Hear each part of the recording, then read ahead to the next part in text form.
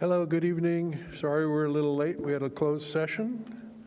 I would like to call to order this evening this regular city council meeting of, let's see, Wednesday, February 22nd, 2023 at 6:04 p.m.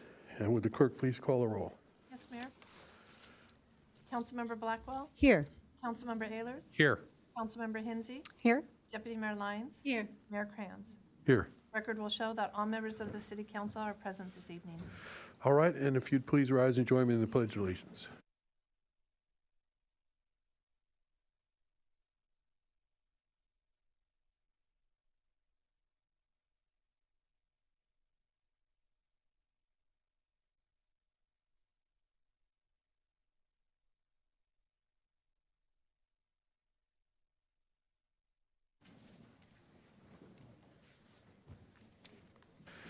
Thank you, and tonight we have no special presentations or proclamations, and with that, Madam Clerk, if we could move on to oral communications. Yes, Mayor, we do have four. First speaker is Raul Villamar, followed by Stephen Lord, Geraldine Kessler, and then Mark Maville.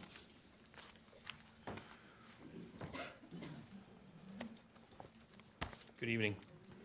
As you've seen before, I've been here several times on the parking downtown in Encinitas. And last time we did the news, Channel 5 came down and did one on TV about the parking. They went downtown and we were talking to Mr. Mauricio. Mauricio's a restaurant. And he said, well, all the people down in this, people are giving him very compliments on why he's open.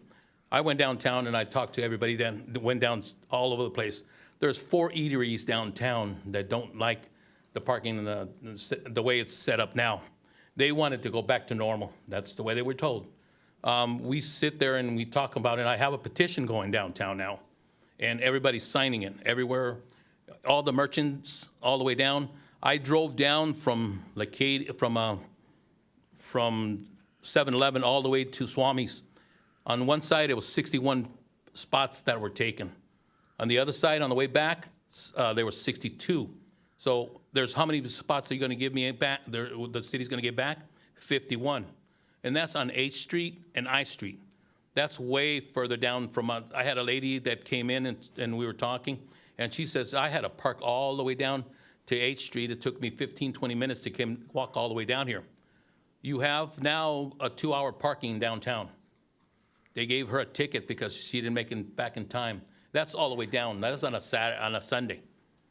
You know, and now I'm looking it up, and every single time that I look up something here, it says Encinitas proposes keeping outdoor dining and alcohol. You told me that it's 61, I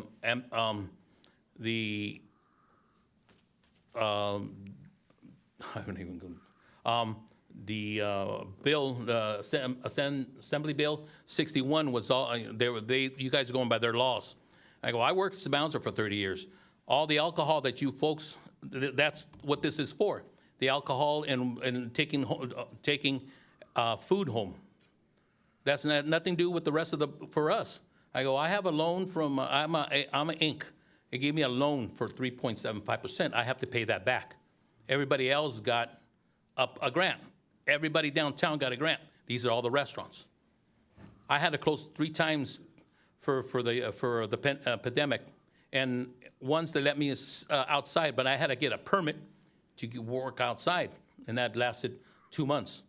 I had to buy small new chairs. I had to buy the drapes that go in the middle of it, and you know, you're giving the alcohol, and you're giving all these people downtown, all the restaurants, they're getting no permits. They don't have to do it. I talked to a gentleman this morning, and he works down in La Jolla. La Jolla has to pay permits and pay taxes. Thank you, sir. Okay, thank you. I'll be back next couple weeks.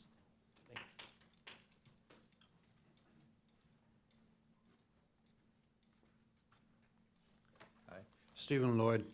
I've got concern that our planning seems to be based on outdated assumptions. Particularly the actual occupancy of apartments and the reality of our transportation system today and in the future.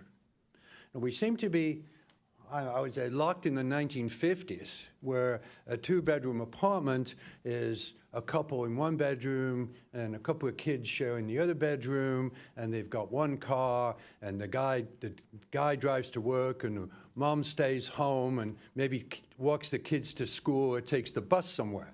Well, you know, that ain't what it's like in Encinitas.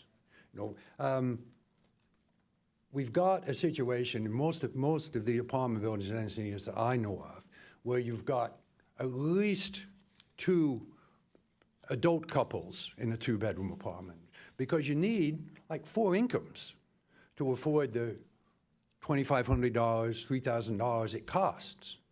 So those 4 people are going to have far more cars than one. These assumptions that this planning is based on completely out of date.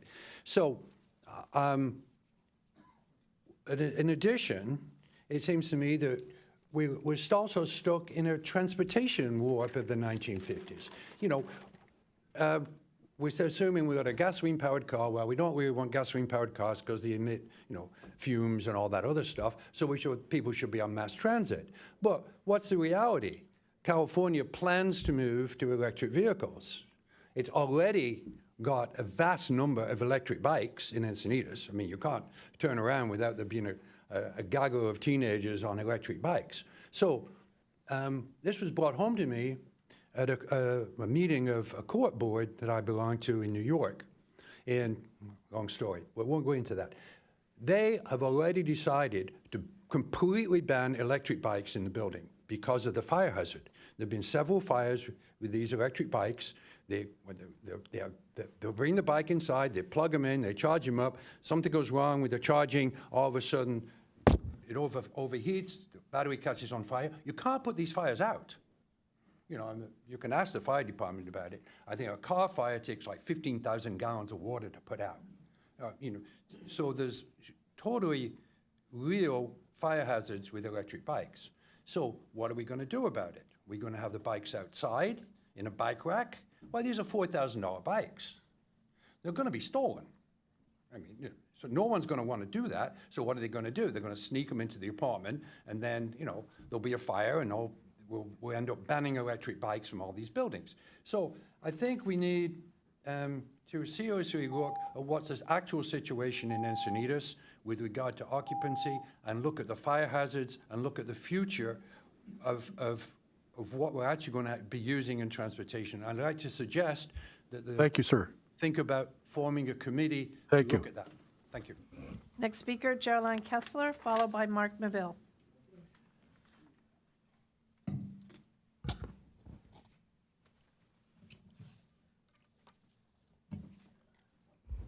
I would like to speak about the potential Melba Road housing project that is slated to remove 175 mature trees, 30 smaller trees and native shrubs, and demo not 1 but 3 beautiful historical homes built in 1938. In addition, another existing home that was built in the 80s. This morning, the neighborhood got a wake-up call from Mother Nature around 3 a.m.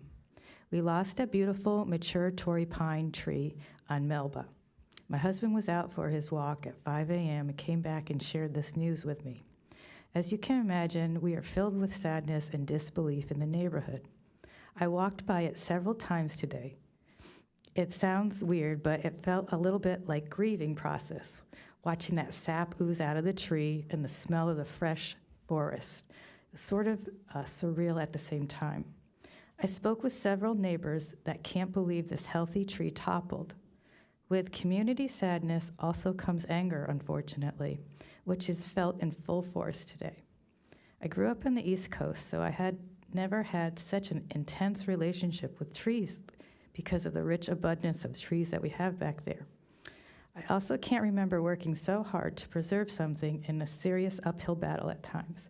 Nevertheless, moving forward with this loss, I'm concerned with the tree health of the 2 adjacent trees to this one.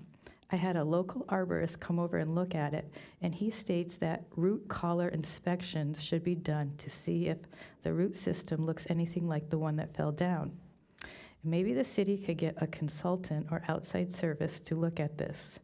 This is where the community would really support consultant work.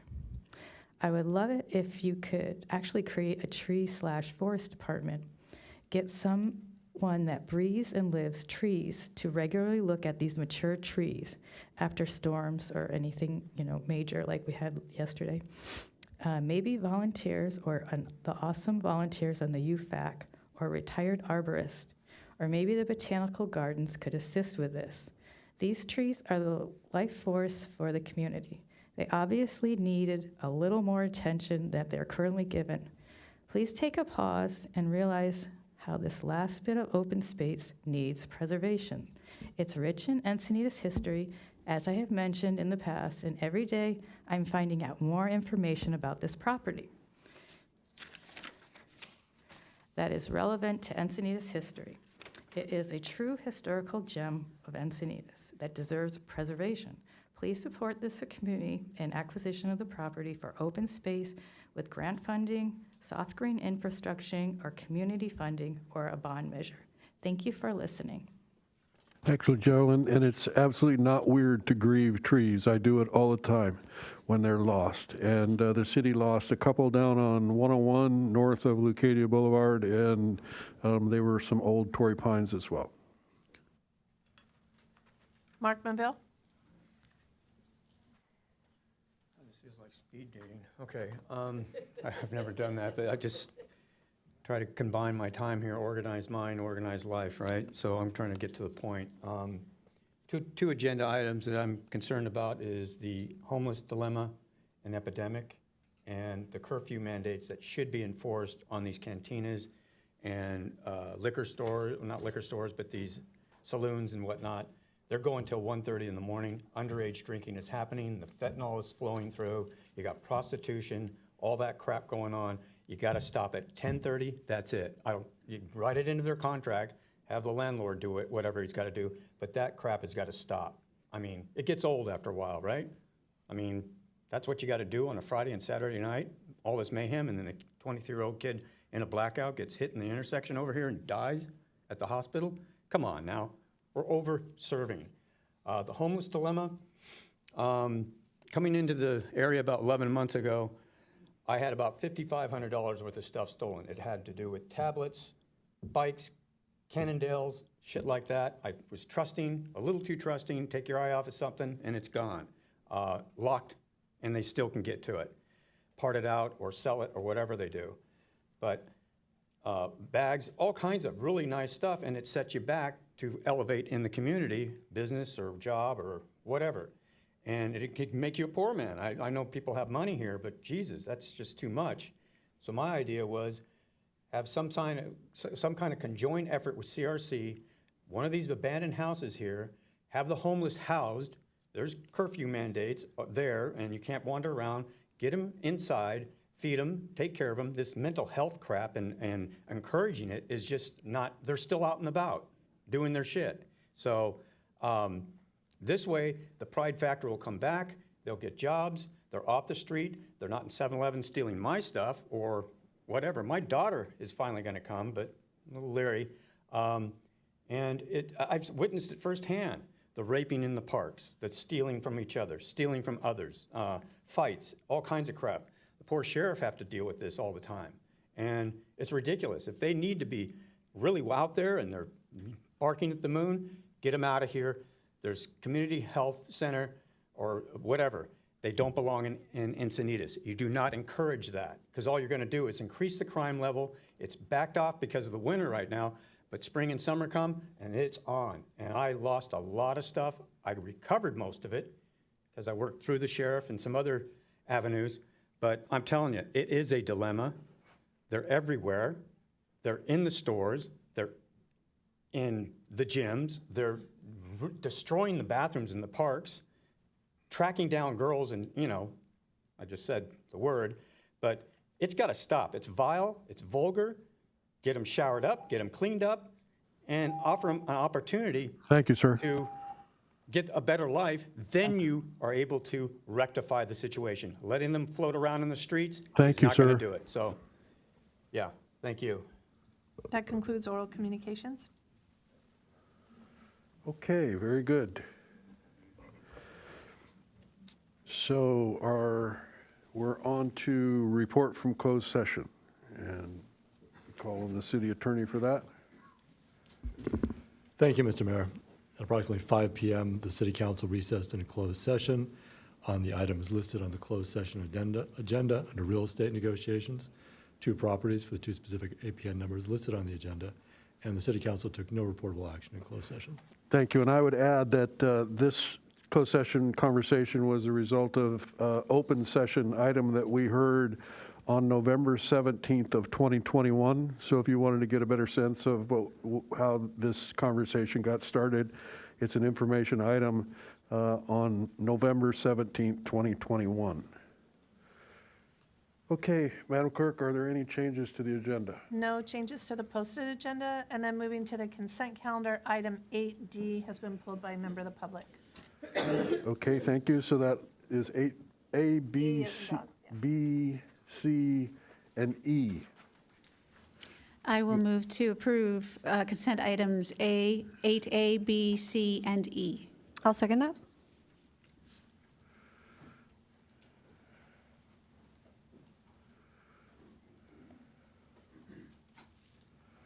Motion carries unanimously. That takes us to item 8D, and the speaker is Scott Campbell. Just to make sure I heard that correctly, which one was it? 8B or D? D. Come on up, Scott. Good evening, council. I'm in support of this, but this is a pretty big deal, and this isn't a review panel that thinks that this should be discussed in open council and not just passed on a line item.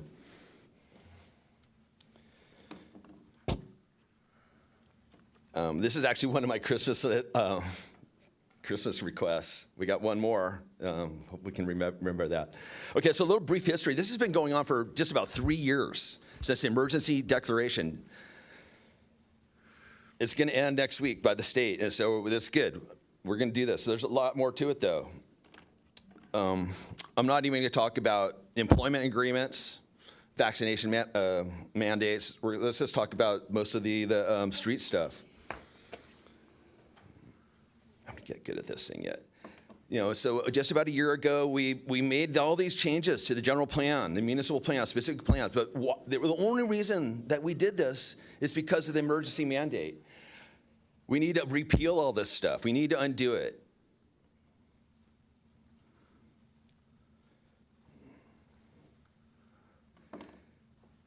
So then, you know, almost a year ago, we made more stuff. We made some changes for the street dining in particular. There's comments in the written comments. Let's review some of those on the right side. Those are the written comments that were posted. The street side dining prefers restaurants, but why only restaurants? We heard from the other gentleman. He's losing business.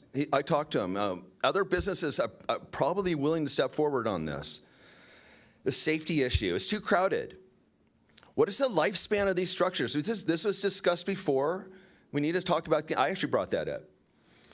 There's positive things too. Parking's not an issue, and some people will really want this to become a permanent feature, including the council. I'm sure that they do.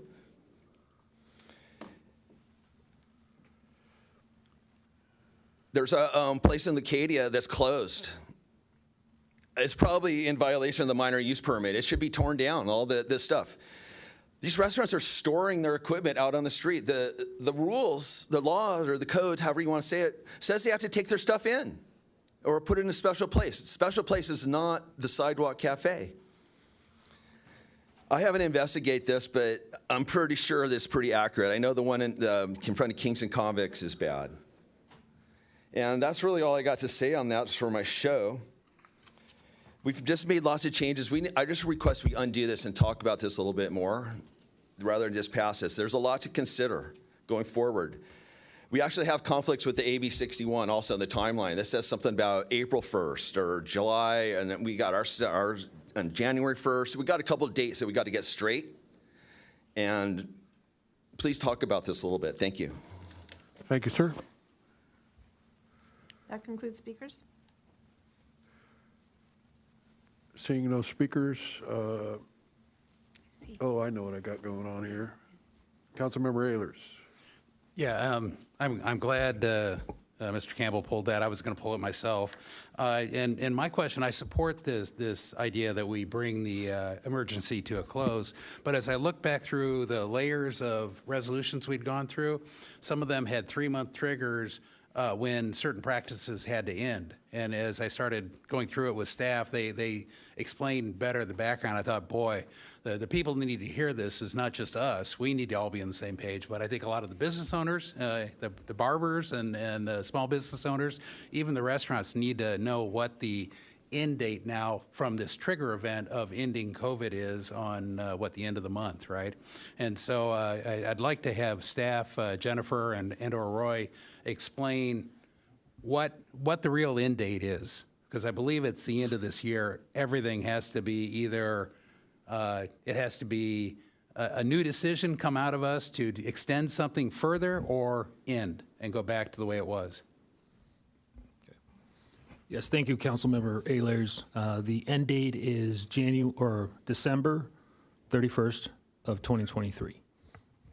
Director Sapau, could you be clear that you're talking about the dining encroachment? If I could clarify, the deadline is only for outdoor dining, temporary outdoor dining. We extended under AB 61, the council directed staff to extend the outdoor dining to allow temporary outdoor dining not only on our private streets or on our public streets, but also on private properties. So any outdoor dining that is covered under AB 61 could be extended, and the process to do that could be extended until the end of this year. End of this year. Yep. And so I think there was more detail that I spoke with Assistant City Manager Campbell with from the May 20th, 2022 resolution that was approved, and there were multiple components, all of which have either ended already or there was more than just the simple outdoor dining, and I really think it's worthwhile getting us all on the same page and getting the public there too. Yes, you are correct. The City Council adopted multiple resolutions to adopt several business recovery strategies that were identified in all those resolutions. All of those strategies have either expired or were never implemented. Therefore, it's no longer in effect. The only thing that's still in effect is the outdoor dining, which was extended by the City Council through minute action under the purview of AB 61. Okay, and the outdoor dining includes the conversion of parking to outdoor dining also? That's correct. Any outdoor dining, whether it's on public street, public parking, or even on private property, any extension or expansion of outdoor dining is covered under that order. Okay. And then my last clarifying question is kind of looking forward. We don't have to wait for that date. We have to act by that date. Could we, if we get this on the agenda sooner, can we come up with whatever we want to do, either end it, extend it, or make it permanent, I should say, not extend it? Whatever we need to do to recover parking or change, or we have to decide ahead of time. We don't have to wait until December 31st of 2023, correct? So that was the previous action. In order to modify that, I would defer to the city attorney in terms of the process to do that, but my understanding would be that, yes, the council will have to initiate an item to reopen that and reconsider that extension on either to expire it sooner or extend it however you see fit. Okay. But we are, based upon our last conversation about changes to parking in downtown, a part of that conversation said, bring back some alternatives for identifying parking and a street area or whatever we're going to do, and have this conversation about whether to make it permanent or whether to end this program. You are correct, Mr. Mayor. The council, on a separate track, authorized staff to initiate our efforts to update our plans with the specific plan on the municipal code to incentivize the allowance of outdoor dining. So that's we're in that process right now. And you anticipate, as part of that agenda item, this decision about what to do regarding the December 31st deadline of 2023. Am I correct in my assumption there? Let me see if I understood you correctly. You're asking if that effort to update our plans is tied to the extension to the end of this year for the temporary outdoor dining? Yeah, because if we get this before us and we decide that we're not interested in one thing or another, and it's going to mean an end to the outdoor dining or a change to the outdoor dining, essentially the actions that we're going to be considering that night would cover that particular one last resolution, right? Yes, it could, but that doesn't, it's up to the council. Okay. That effort could help inform your decision on whether or not to extend, depending on the timeline of that effort. Yeah. Because that effort may not be in effect or ready to be approved by the end of this year. Okay, Councilmember Ayler. If nobody had, I was going to make a motion. Okay. Move approval of 8D. And thank you for the update. I'll second that.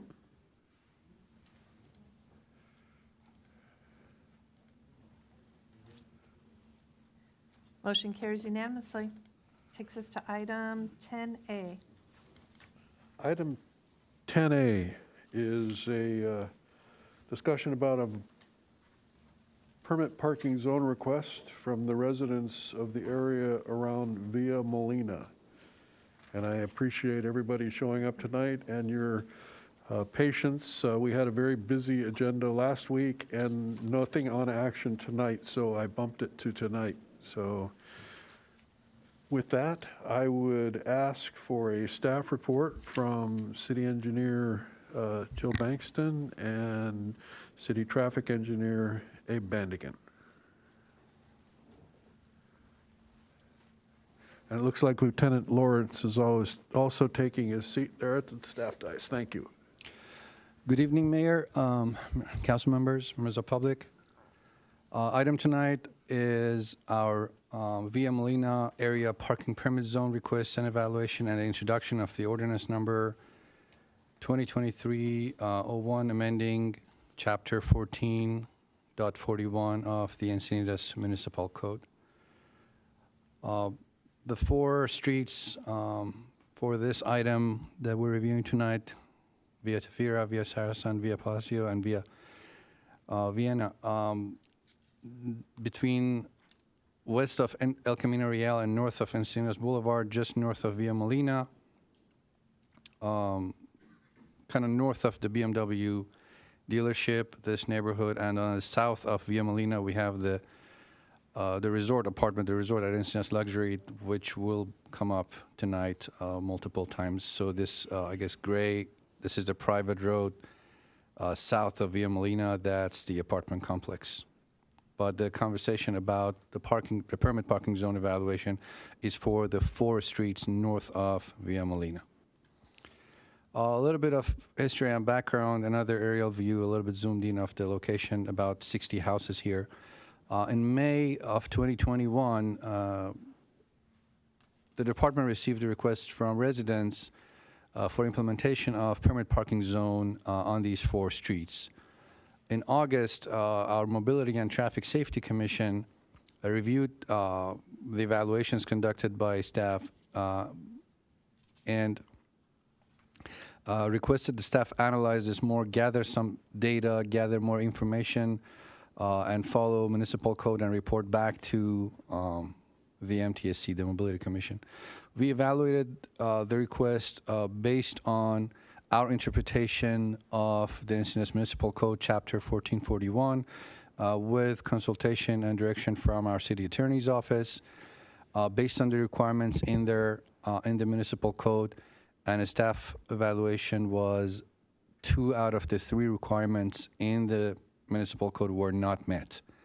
In November, staff presented the findings to the Mobility Commission and recommended no action, considering the fact that the staff evaluation showed it didn't meet the municipal code requirement and criteria. At that point, Mobility Commission however, recommended approval of this permit parking zone and suggested this be taken to council. So, sorry, the title of the slide is wrong. I'm sorry. To qualify for a permit parking zone, these following criteria must be met. The proposed zone has to be designated for residential use only. This criteria was met. The second criteria was the proposed zone, the on-street parking there has to be used by commercial, commuter, or other non-residential parking purposes.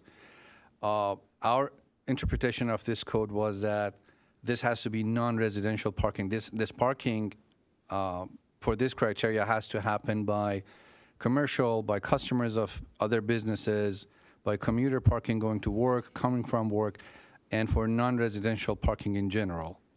We conducted multiple surveys, 2 or 3 surveys, and the results showed that the parking demand there in the neighborhood was not really from non-residential parking demand. It wasn't about business, it wasn't about customers. And criteria 3 was the non-residential parking in this zone should adversely impact the residential character and quality of life. The fact that this code was a traffic code, our interpretation from this code was this is connected to parking capacity, supply and demand, and availability of parking, not related to the other concerns that the neighborhood had.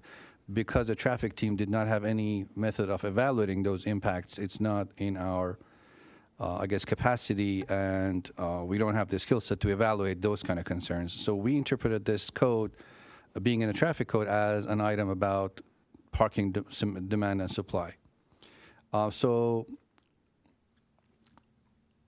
our recommendation is no action on this. To clarify this situation and make sure this does not happen and this situation, this ambiguity is resolved, we're recommending an amendment to the municipal code to clarify 4 of the codes that define how a permit parking zone may be defined in the city for future potential cases. We're redefining the residential parking as to be a parking that's legal vehicle by any Encinitas resident or their guests for access to their dwelling unit. We're clarifying that what means adverse impact to parking in the area is that if our survey shows 25% of the parking demand in the area is by non-residential parking, and at the same time, the parking demand is 95% or more in the area, meaning we have limited parking available. If we have more than 25% non-residential parking, but it's still half of the parking spaces available in the neighborhood are empty, it is still not considered a significant impact enough to establish a parking permit zone. So these two, our suggestion is, has to work together. 25% or more non-residential parking, and then heavily impacted parking capacity, 95% or more. And then the last code amendment is to reflect the correct engineering department name in the permit parking program. Right now, I think it says Public Works Department. That concludes my presentation. I'm open to questions, Council. Thank you. Thank you. Preliminary questions, Councilmember Ehlers. Yeah, my question goes back to history and how many zones, other zones, have been approved in the city? We currently have 3 active zones that we issue parking permits for. And which 3 are they? Where are they? There's one Devonshire, there's a Seacrest, and the adjacent street to Seacrest, Pacific View. The Seacrest and Pacific View are neighboring adjacent streets. Devonshire is by the hospital. It's so they're the 2 neighborhoods. 2 neighborhoods, but 3 zones, Okay, correct. so there isn't anything on Beech Tree or Elm Branch today? Not active, no. Not active, okay, great. And so that was my main question. Thank you. Councilmember Hensy. Thank you. I'm curious to know if this neighborhood is within our coastal zone, and if so, the amendments that you're suggesting tonight, I assume that they would already comply with our coastal plan that we're capable of approving here on our own without having to get additional approval from the Coastal Commission.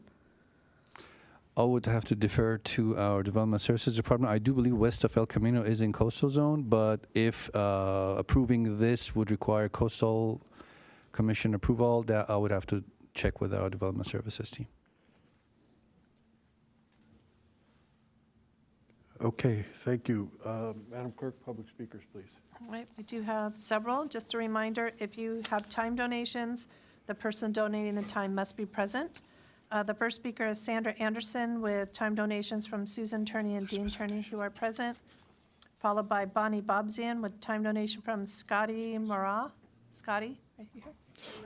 Marash, okay, and David Stegman. Thank you. And then Wendy Shalou with time donation from Fred Gillen and Bob Fleischman. Thank you so much. Okay. Am I going to do the slides with myself, or? If you tell me, I can go to the next page. Okay. Yeah. Okay. Okay. For nearly 2 years, we have pursued permit parking. The change in resort ownership in April 2021 precipitated an influx of 80 vehicles onto our 4 streets. Over-occupancy and the design of the resort parking passes for their property are the root causes of these changes.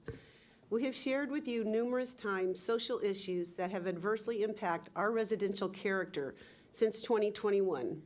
We have shared with you all the ways we have attempted to address this situation. All attempts have failed. In November 2021, the MTS Commission approved our request by 6-1. We were told that our issue would be placed on the City Council agenda by February 2022. Here we are, 1 year later, before you. Our presentation is going to start by talking about the revised code and how undesirable it is for the whole city of Encinitas. Share information about other city permit parking programs, discuss criterion 2 and prove that we meet it, discuss criterion 3 and prove we meet it, and address Attorney General Opinion 14304. We're going to talk about the efforts of the sheriff, and we're going to have a lot of neighbors talk about their personal experiences. So the first thing, next slide please, I would like to spend the next couple minutes on is addressing this new resolution that was introduced, Resolution 23-01, and its radical changes to the MC code. The purpose of the revision was stated that it was to clarify the purpose of the program, requirements, and implementation. The resolution radically alters the purpose of the program from all preceding applications. Having studied the permit parking programs of 20 California cities, we continue to see multiple flaws in the new revision. The current ordinance still leaves 8 key terms undefined, which are clearly defined in other cities' permit parking programs. Can't we learn from other cities? Do other cities have no valuable insight in how to approve our permit program? For the past 2 years, we have discussed with the engineering department the weaknesses and ambiguities in the Encinitas Municipal Code. The newly revised code deletes public safety as a goal, prioritizes parking availability, and sets standards in excess of any other city program. We studied 10 cities who use parking occupancy as the sole condition for being granted parking permits. Some cities set no requirement as to the degree of parking occupancy, but handle each case at a time. Other cities state the occupancy must range from 75% to 85%. Resolution 2301 states the occupancy must be 95% or higher. In our research, we have found no city that's making a requirement that high at 95%.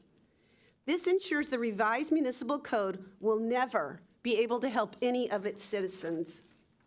Another thing is the term resident is defined in the new code, but a resident of a permit parking district is not.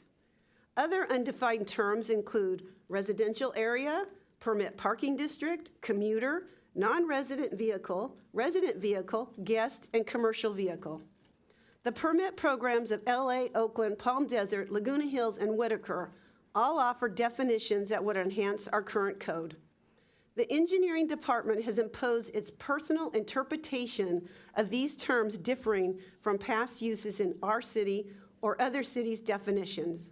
The definition used by other cities and all the cities we look at are consistent with each other in interpretation of these terms.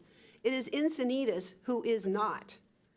The concern for public safety, evident since 1998 when the first permit zone was established, is now officially absent from the revised municipal code. These quality of life and safety concerns were always listed in any resolution establishing permit parking zones. We're told by the engineering department that public safety is beyond their scope. Whose scope is public safety is the public safety issues we have shown you in all the graphic photos. Public safety is part of the Encinitas strategic plan. Shouldn't all city departments be concerned about public safety? Another thing that we find very disturbing is the process of this revising the code. Santa Ana currently is revising its permit parking program. How do we know? The revision is announced to the public online. The website calls for the public to submit their comments online. The Santa Ana local government is transparent and responsive to its citizens. Our engineering department acted out of sight of the public before moving its resolution to the City Council agenda.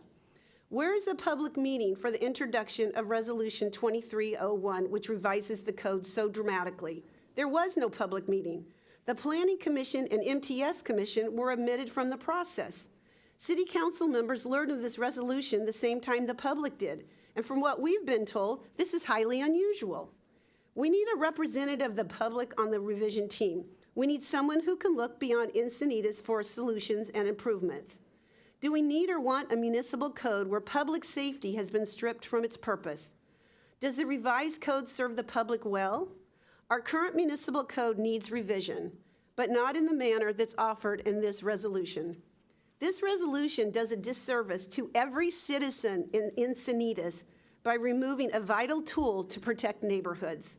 For all those reasons, we strongly advise you to reject Resolution 2301. Okay, next slide, please. Okay, moving on now to our permit parking in our 4 streets, okay, which is item number 1 on Agenda 10A. I'll begin with the history of Essex Heights, and they were granted permit parking. So this first slide, it's just a map of the area, and it shows you the apartment complex, Essex Heights apartment complex, and the 3 streets are the streets that currently have permit parking where they're cul-de-sacs, okay? And where the city council and the traffic engineering recommended that these streets get permit parking, okay? Next slide, please. This next slide is 1 page out of a 60-page engineering report that was done where this engineering staff recommends that the city council adopt Resolution 2016-20, which grants residential parking permit to these streets. Please note, the code has not changed since then. It's the same code then that it is now, okay? And the one thing I want to point out, and I don't know if you can see it, there's a list of all the things that all the problems that neighborhood was experiencing, okay? There's 16 things on that list. We have 14 out of the 16 problems in our neighborhood. Some of the examples include vehicles parked while drinking, performing acts of indecency, undergoing vehicle repairs. From a traffic engineering report dated February 13, 2019, quote, previous resident concerns of illegal activity on the street have subsided since the implementation of the permit parking programs, and no further concerns have been brought to staff. Permit parking works. The next question would be, why did the City Council and Engineering Department grant permit parking to the Essex Heights area while they're denying, the current Engineering Department is denying us permit parking? The reason is that the new leadership at the Engineering Department has new interpretations of Municipal Code 14.41. And as you'll see, they're already using these new codes, their revisions in 2021, to reject our request for permit parking and without any prior City Council review or approval of the new code. Thank you.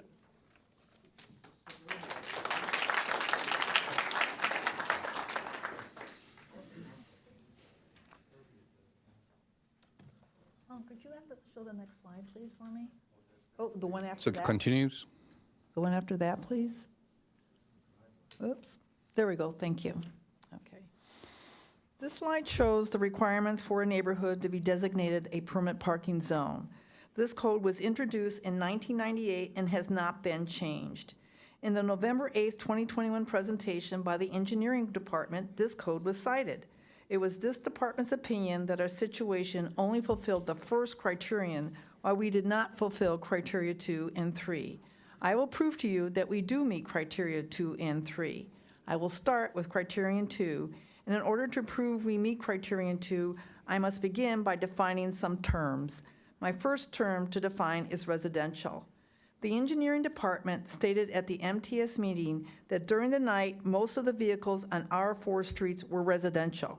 They said, quote, "Someone willing to park on these 4 streets and was willing to walk a quarter of a mile away to their residence would still qualify as residential and not non-residential parking. Just because someone doesn't live at a location doesn't convert their parking to non-residential parking demand. Further, someone can go sleep at their house a half a mile away. This is still residential parking," end quote. We have searched, and there's no municipal code stating the definition I just read. In the next 5 slides, I will show you how the current municipal code does define residential parking and how the people parked on our 4 streets are non-residents. Next slide, please. Okay, thank you. The engineering department never mentioned this code, 14.41.020, which does define residential parking. This code disagrees with the engineering department's verbal comments at the MTS meeting. Location does make a difference in distinguishing residential versus non-residential parking. The city council establishes the boundaries of a permit parking zone and what addresses qualify for permit parking. 14.41.020 defines residential parking as follows. The term residential parking includes parking for residents at their residence, guests of residence, and public and commercial services and deliveries be made to a resident. The code states residential parking does require the person to be at a specific location. You must be at your residence. You cannot reside a quarter, a half a mile from a location and qualify for residential parking. Next slide, please. Thank you. What does the term resident mean? This slide shows Municipal Code 4.41.060, which also clarifies the definition of resident. This code also requires the individual to be at a specific location.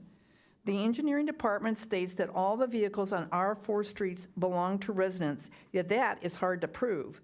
The number of parking permits per address is determined by the number of vehicles customarily parked at the resident by persons who reside at the residence in the zone.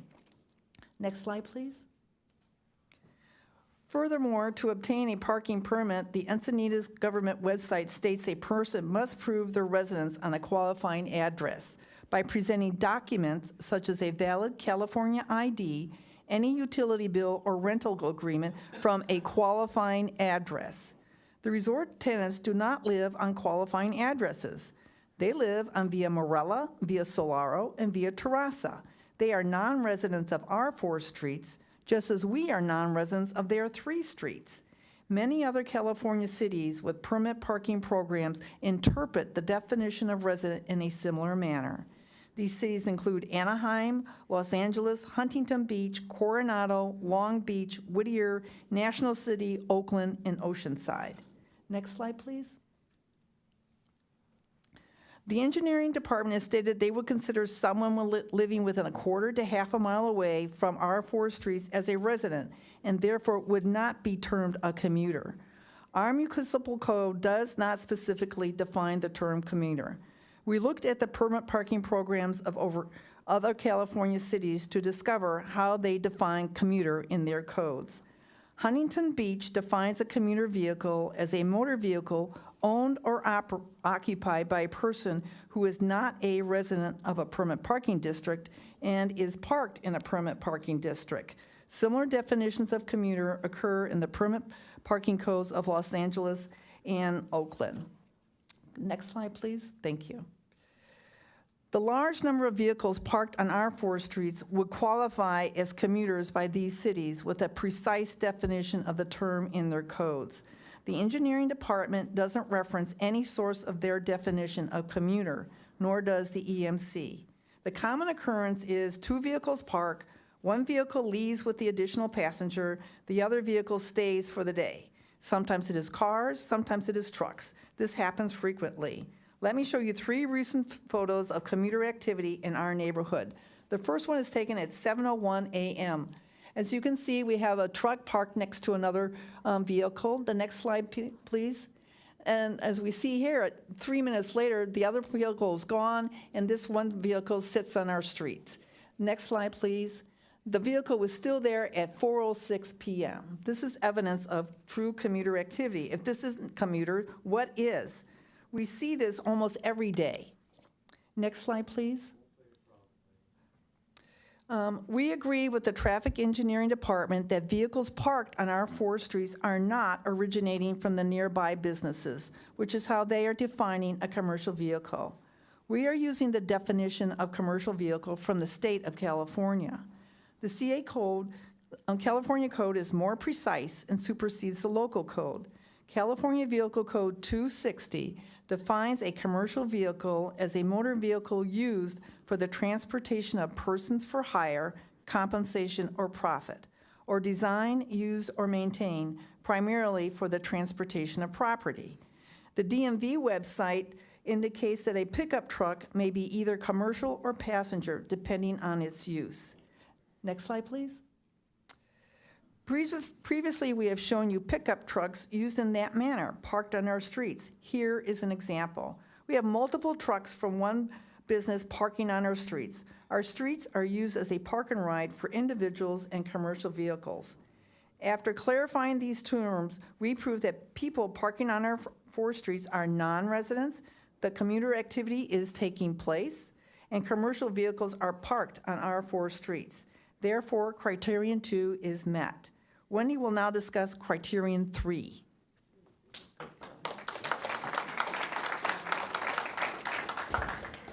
Thank you, Wendy Shalou. And here we go. Okay, now I'm moving on to criteria 3, which talks about quality of life. What is quality of life?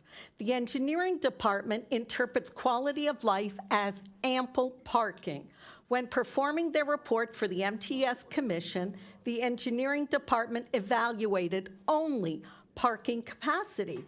Our 4 streets still have available parking, and based on that sole fact, the engineering department says we do not fulfill the requirement for adverse impacts on the quality of life.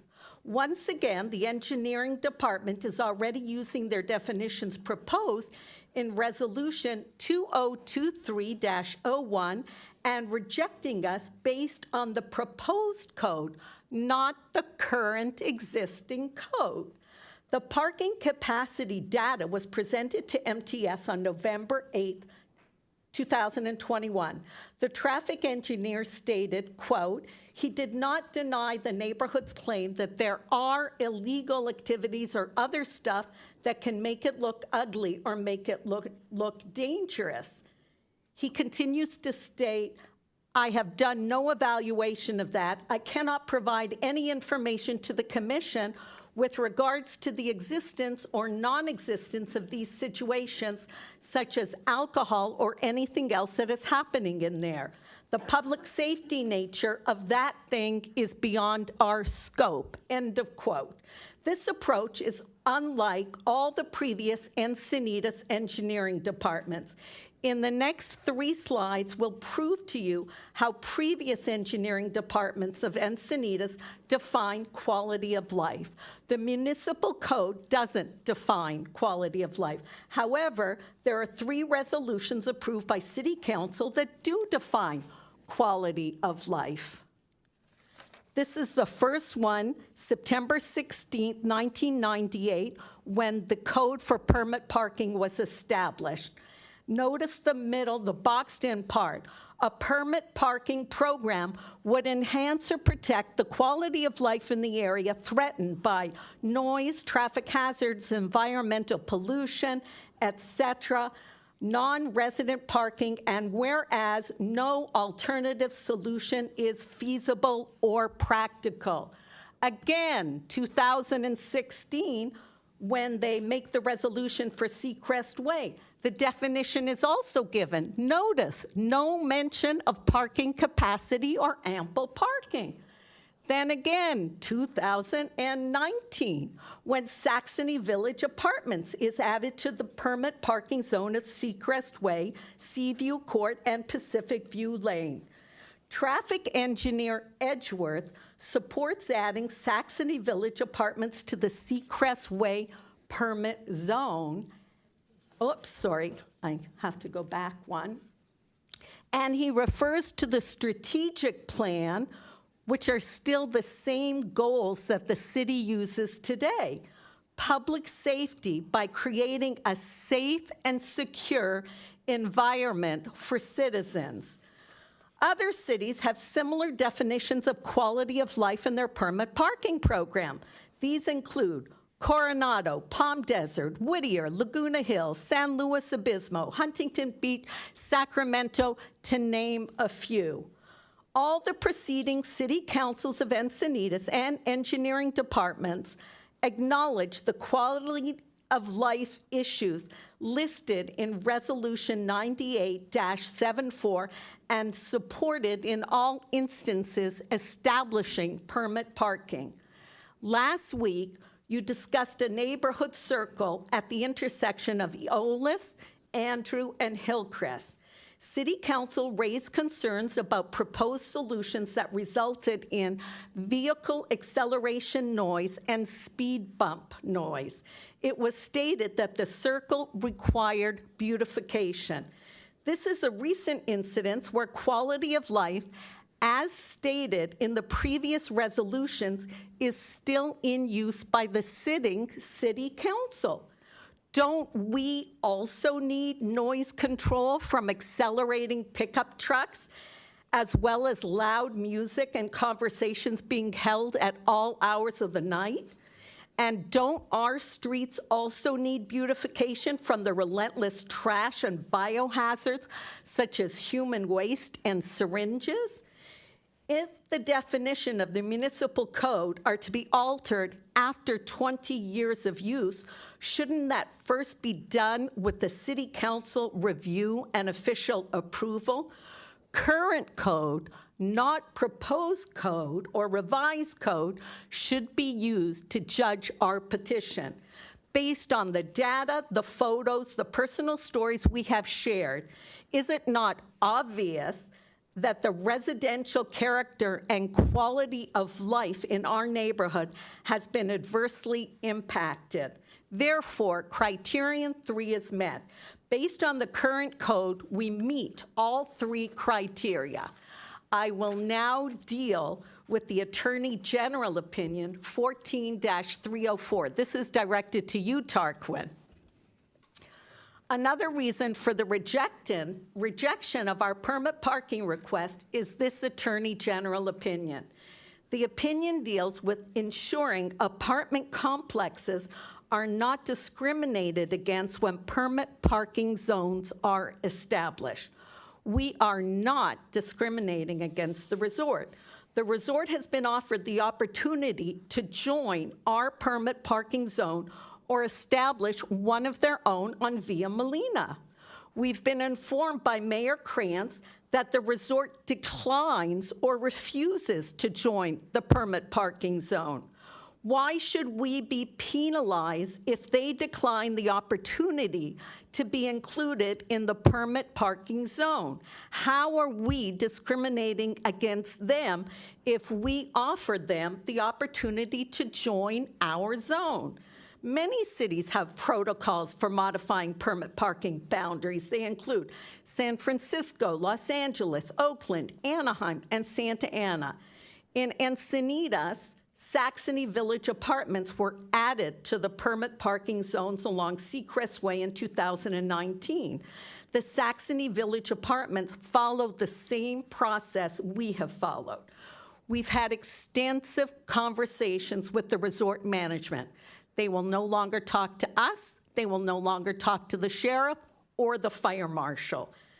As the next two slides show, they have over 100 spaces in their parking lots that are empty every night, and they have 2 private streets that are designated for guest use and only. Why aren't they using them for their permanent residents? The resort has so much unused space. We know that there are now 15 new apartment complexes coming to Encinitas. Does the Attorney General's opinion mean that these complexes are free to harm and degrade the surrounding neighborhoods? Are the surrounding neighborhoods powerless to protect themselves, especially when the complex refuses all efforts at mediation of the problem? Where is the equal consideration in this? The resort can harm us, but we can't harm them.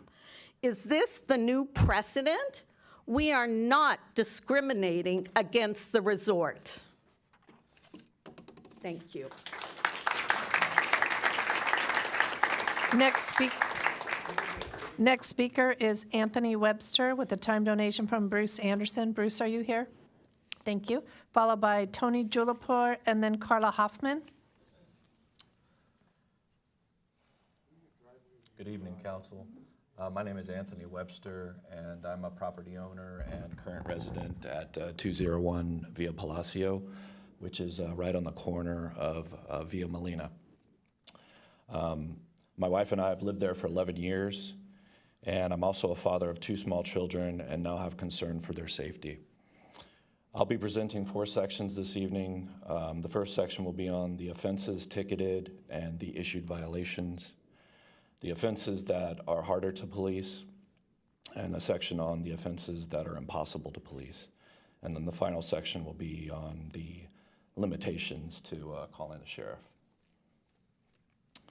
So some of the offenses that have been ticketed and also issued violations for include unregistered vehicles or licenses that have lapsed, vehicles parked more than 72 hours, blocking of fire hydrants, which is seen here in this picture here, unhitched trailers, which is the next picture here, and blocking of mailboxes, garbage cans, and driveways. Some of the offenses that are a little harder to police are vehicles that are parked and occupied by persons drinking alcohol, and vehicles parked on the street undergoing vehicle repairs, which can be seen, or this is, yeah, one more. There we go. Vehicles being basically just doing repairs on the street. And then the next section is on offenses that are pretty much impossible to police, and that's, vehicles parked on the street while the drivers leave in another vehicle. This is the commuter activity that we were talking about earlier. We have a pic for that, so. Just let me know when you want me to go to the next slide so I know when to change that. Yeah, sure. And then this one right here is just the constant trash and the food, clothes items, and the condoms, and the syringes, and the beer bottles that we're constantly having to clean up after the people. There's people defecating and peeing in the areas. There's people using our green spaces as a bedroom, next pic, which shows basically the condoms right there. There's car beepers and alarms that are going off on all hours of the night. There's headlights in our front windows as cars turn around to park. There's loud music. There's constant partying and get-togethers in front of our houses. And the congestion of the parked vehicles are limiting reasonable guest parking for our visitors. And then there's illegal U-turns at the end of a Via Palacio on a blind curve that are happening very regularly. Now, some of the limitations to calling the sheriff are, when we call the sheriff, usually there's a hold time, and then there's usually a delay before they can actually get out there. It's, an hour and a half to 3 hours, depending on, how busy they are. And by the time that they get here, usually the vehicle's gone. So there's, one example that we have is it was 1 a.m. There was a car that was playing loud music, and the neighbor had called the sheriff and was told by dispatch that they can play the radio in their car. And the neighbor stated that the people were disturbing the peace of the neighborhood. And whether the sheriff came or not is unknown, but the next morning there was food debris, there were beer cans, and one of the trucks that had the party had numerous empty beer cans in the bed of the truck. The neighbor called again and to give the truck in question a ticket, but by the time the sheriff arrived, which was like 1.5 hours later, the truck was already gone. Another resident had reported 3 different episodes of car repair on Via Palacio. One incident involved a van doing repairs on 3 vehicles. Each time the sheriff arrived too late to ticket. And then now we have residents on our streets that are becoming more reluctant to call the sheriff due to retribution. We've had 3 cases so far of neighbors who have had their cars keyed or their tires slashed. So in conclusion, I'd like to end with a quote from Captain Lopez. In September 2022, Captain Lopez basically told us that the Sheriff Department is not the answer to our problems. And he's right. They can't do these impossible things. And that's why we're here with you guys today, is that we wanted to bring this to your attention, and we thank you for your time.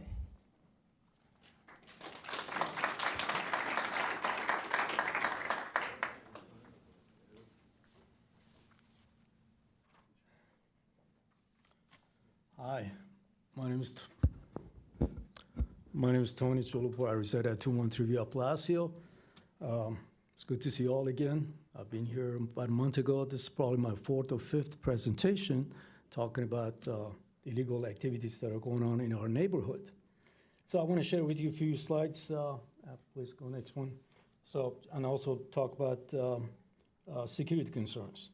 What we are seeing is beer cans. Next slide, please. Trash cans. This is happening on a daily basis. We have to basically clean up. The neighbors, residents have to clean up the mess that non-residents make. These are all the very latest. Syringes, vomiting. Next. Trash, toilet paper, more used condoms. It's just all over. Anyway, and then the final video, if you can show that. This is a video, I'm not sure if you can close up a little bit. Go ahead and play it, please. Yeah, right there. Okay, so I'm the one who captured this video. And this guy is doing his whatever, urinating. And there's another guy right after him. He did the same thing, but I was afraid of retribution, or if they might see me, so I stopped the video. But this clearly shows you that our neighborhood streets is used for all kinds of illegal activities. So, as for security concerns, let's assume that this is happening in your neighborhood. What if your children are touching, picking up condoms, syringes, trash, or seeing someone urinating? What if your car is vandalized, hit and run by a non-resident who has been drinking? What if your children and daughters have been followed by non-residents? It's been happening to my daughters. I have a 16-year-old and a 20-year-old. What if your family members are afraid to go out for a walk or need to be escorted back inside the house from their cars just because there are non-residents parked in front of your house, sitting in their cars, watching them? This is happening every night. My daughter works late. She comes home about 9 o'clock, 10 o'clock. There are guys sitting right in front of us. Dad, Mom, they call us. Please come outside to escort us back inside. What if your family members lock their bedrooms' windows every night? Because there are guys, non-residents, sitting in the cars right in front of their house, listening to music, drinking, or whatever, till 3 a.m. Sometimes they sleep in the car. What do you think my daughters will do? They lock up the window. They're afraid. What if you're afraid to walk your dog late at night? What if you're afraid of calling sheriff when you see illegal activities happening, but afraid of retributions. Thank you, sir. What would you do if you were living in our neighborhood? Next speaker, please. Please help us. Next speaker is Carla Hoffman, followed by Sharon. Carla Hoffman, followed by Sharon Neary, and then Mark Hawkins. I live at 205 Via Valina, which is on the corner of Via Valina and Via Molina, right across from the entrance of one of the complexes. My street is probably most likely the worst out of all four, since it is the very front and the top, and there's no. The next street is Via Cantabria, which has no parking on it, and then just directly across the street is one of the big apartment complexes, and the entrance to it. And my street is one of the smaller streets. So basically, I have been having to go outside during the week. This has started for the last couple of years to pick up the trash, as they've said. On Monday, I actually got home at 10:30.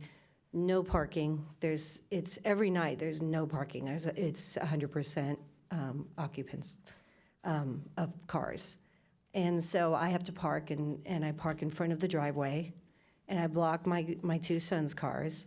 And so in the morning, I have to get up, or one of them have to come up, wake me up, get the keys, move my car, so that they can get out and go to school. What has happened in the past, I've walked out.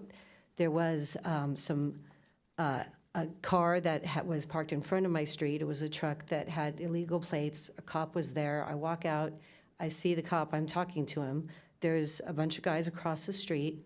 The next day, my car was vandalized. It had the parking light was broken. Looked like somebody took a hammer to it. A few days later, my son's white Prius was keyed. This vandalism has happened before, and I know it's happened to other people on the street. Also, as far as quality of life and such, I have had to, for holidays, my family can't come. There is no place to park on my street. So they basically just change it to somebody else's home in Los Angeles or what have you, because I just don't have the capacity of parking for all of my guests to come for dinner parties and such, because there's just never any parking on my street. I've had also the problems of putting out my garbage cans and recycling. Unfortunately, I have had people either put them back on the sidewalk or push them so close together that the city can't do their job, and they just left it because they just can't get the thing in between because they get pushed together. So now the city can't even do their job with my picking up my trash and recycling because somebody comes back at night. They push it aside or put it on the sidewalk and to park their cars and then go back to wherever they live, which are non-residents. So all of these things have been happening. I realize I'm out of time, so I can't really go over some of the other items, but thank you.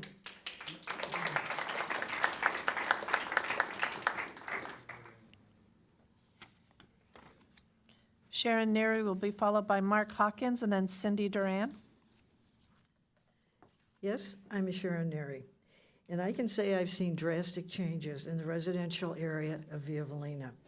My husband Dennis and I were the original owners who purchased one of 5 spec homes from Meister Company in 1983. So when I say I've lived there the longest, I've seen it all. We bought and moved in July of '83. I'm a walker, and I really enjoy going out in the evening to walk in my residential area, including the pool and tennis areas. Unfortunately, I'm not comfortable doing that anymore. The quality of life we have enjoyed has changed, and not for the better. Our lovely residential area in the evening now looks like a parking lot for non-residential vehicles, with the non-resident individuals loitering in parked cars for hours, and it just doesn't feel safe anymore. When unable to find a parking space in front of our home for our granddaughter who lives with us while attending college and working part-time in the evening, has had to endure on several occasions catcalls from non-residential persons parked and sitting in their cars in our area. I've seen a drug exchange from a parked vehicle with the engine running in front of one of our homes. We've had our trash cans taken from the curb in front of the house on trash night and placed on the sidewalk. So a non-resident could park their vehicle. It could be catastrophic should someone trip and fall. We as a homeowner could be sued and held liable for injuries because it occurred on our property, even though we weren't the person who put them on the sidewalk. We had a car parked in front of our house for over a week, and when I reported it to the sheriff's department, the deputy who responded to the call told me it was a stolen vehicle. Oh, joy. On a recent Thursday, and covering an entire holiday weekend, we had a non-resident landscaper's pickup truck overloaded with greens parked dead center. You've seen pictures. It's gotten to the point where when we're expecting family or friends for dinner, we have to take our cars out of the garage early in the day, as soon as they leave, and park them in the front, so when these people come at night, they have a place to park. One final point. Years ago, one of our residential homes on our street had an electric fire down in the cul-de-sac area. The fire department sent the large hook and ladder, I'm not sure if that's the name of it, truck, and the hose had to be connected at the corner of Via Molina and Via Encinitas because the other closest hookup was not visible because of non-resident parking. After the fire was put out, the truck could not turn in the cul-de-sac because non-resident cars. After successfully backed out onto Molina to return to the station, a few neighbors I talked to remaining with the fire personnel, we were told that of all the parked cars parked on both sides of the streets, had it been a major hazard fire, it could have fully engulfed other homes in the area. So it is a fire hazard, having those cars parked that close. I just want to say in closing that I ask you to consider my petition to approve our request for the parking permit. Thank you again for your time and allowing me to speak. Thank you.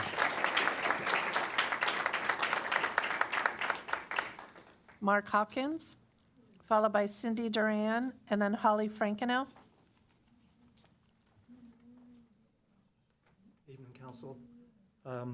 Mark Hawkins. I live at 233 Via Molina. Moved to the neighborhood 34 years ago. Chose a cul-de-sac specifically because they tend to be quieter and safer because unfamiliar vehicles can easily be spotted. My children grew up playing basketball in the evenings on the driveway and in the street.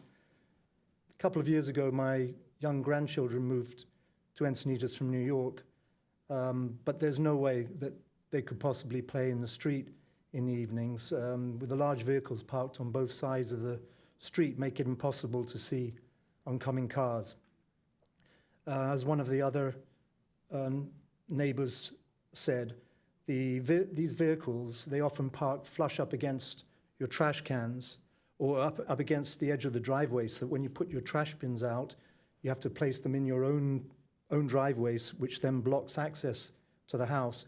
And occasionally the vehicles park so close to the trash cans that the EDCO equipment isn't able to collect.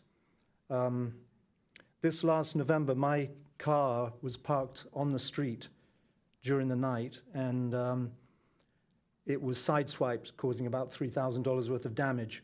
And this occurred between 10 p.m. and 8 a.m., so it's unlikely that it was a vehicle servicing the neighborhood.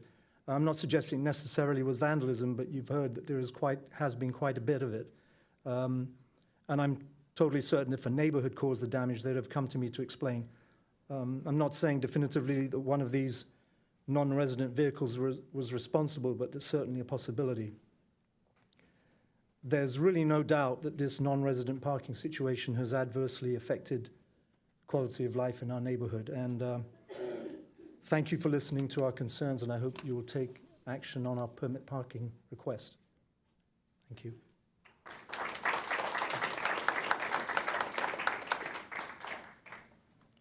Cindy Duran, followed by Holly Frankenau, and then Ohad Zur.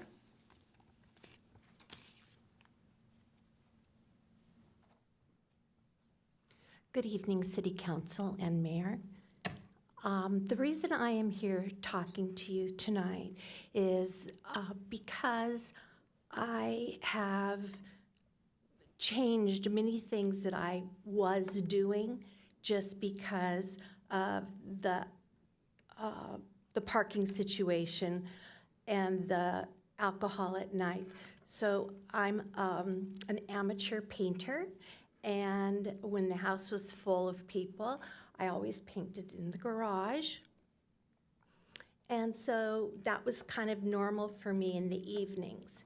And one evening, it was after 10, I heard a lot of music going on and noise, and I kind of smelled some stuff, I don't know.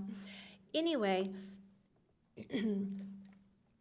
I looked out from where my garage is, and the line of cars, and I could see that there was a group kind of having a street sidewalk party, and I could smell beer.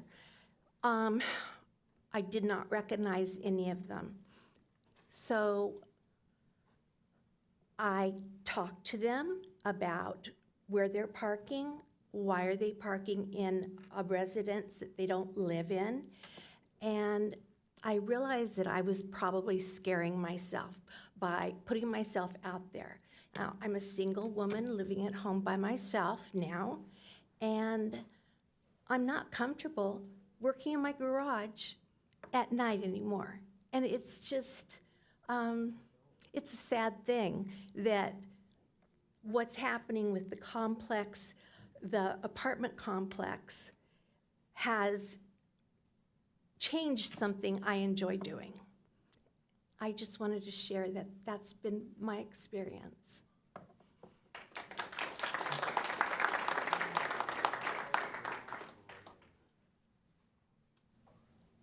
Holly Frankenau? I think Holly's absent.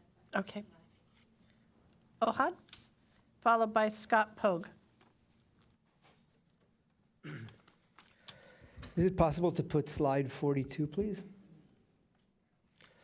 Good evening. My name is Ohad Sur. I live in 249 Via Palacio in Encinitas. I'm a father of 2 young children. My daughter is 9-year-old and my son is 7.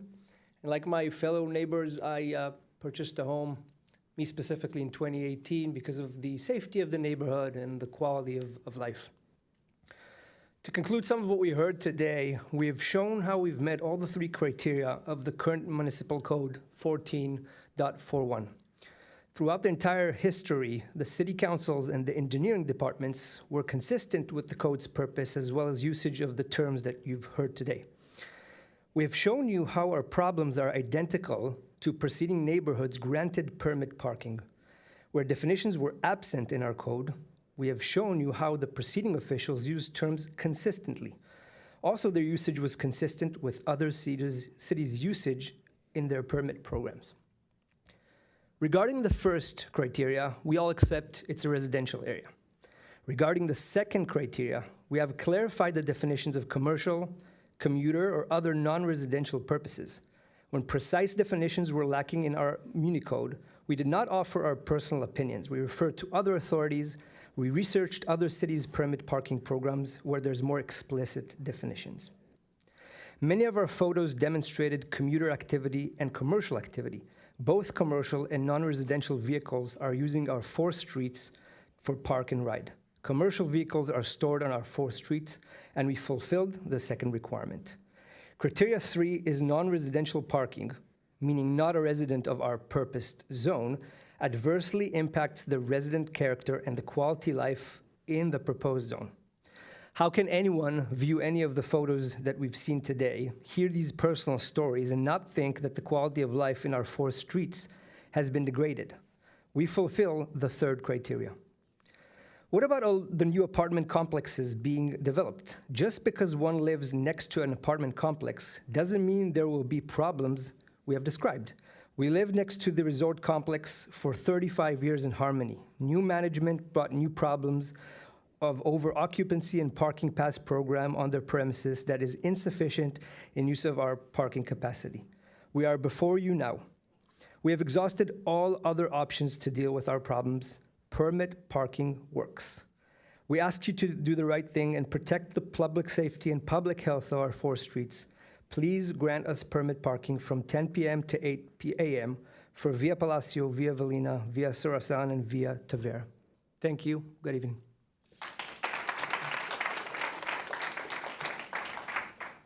final speaker is Scott Pogue.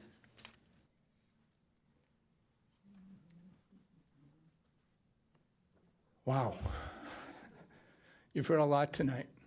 Everything from legal definitions and municipal codes to personal stories about the impact that this has had on our lives. So the question is, why are we before you now? After all, our homes and the apartments have been here for over 35 years. It's where we raised our family for the last 39 years where we've lived. So again, why now? Did something change? Yes, things changed dramatically approximately 2 years ago when the Mission Ridge apartment complex was purchased by Interstate Equities Corporation, better known as IEC, located in Los Altos, California. Who is IEC? Well, IEC specializes in owning and operating value-added apartments primarily in California. They own over 25 properties throughout Northern and Southern California, totaling over 3,000 units. Yes, that's how they refer to them, not apartments, just units. In its last funding round, it raised $445 million. The new owners created an over-occupancy problem with their lack of oversight and new on-site parking regulations.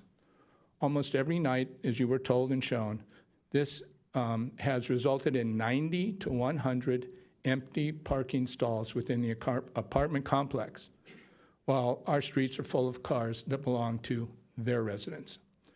We've tried to work with the new owner.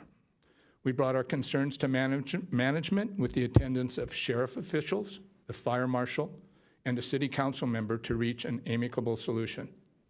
The resort management's reply, they refused to discuss the matter any further.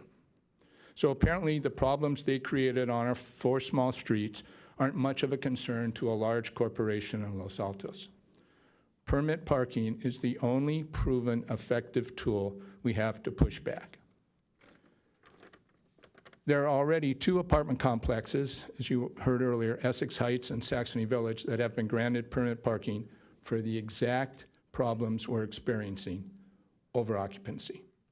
Last September, we went and talked with the management at Essex Heights, and they confirmed that the permit parking has solved their problem, which again was over occupancy.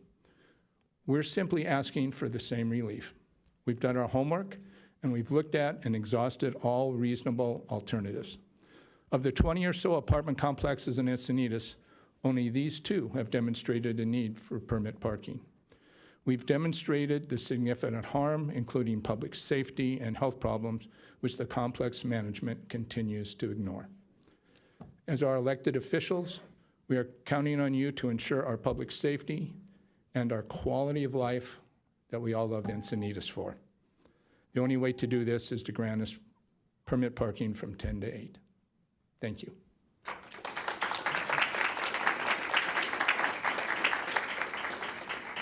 And that Thank does you. conclude public speakers. Thank you. I appreciate all the comments, very organized, and a lot of information there. I think before we begin our deliberations, I would like to take a 10-minute break.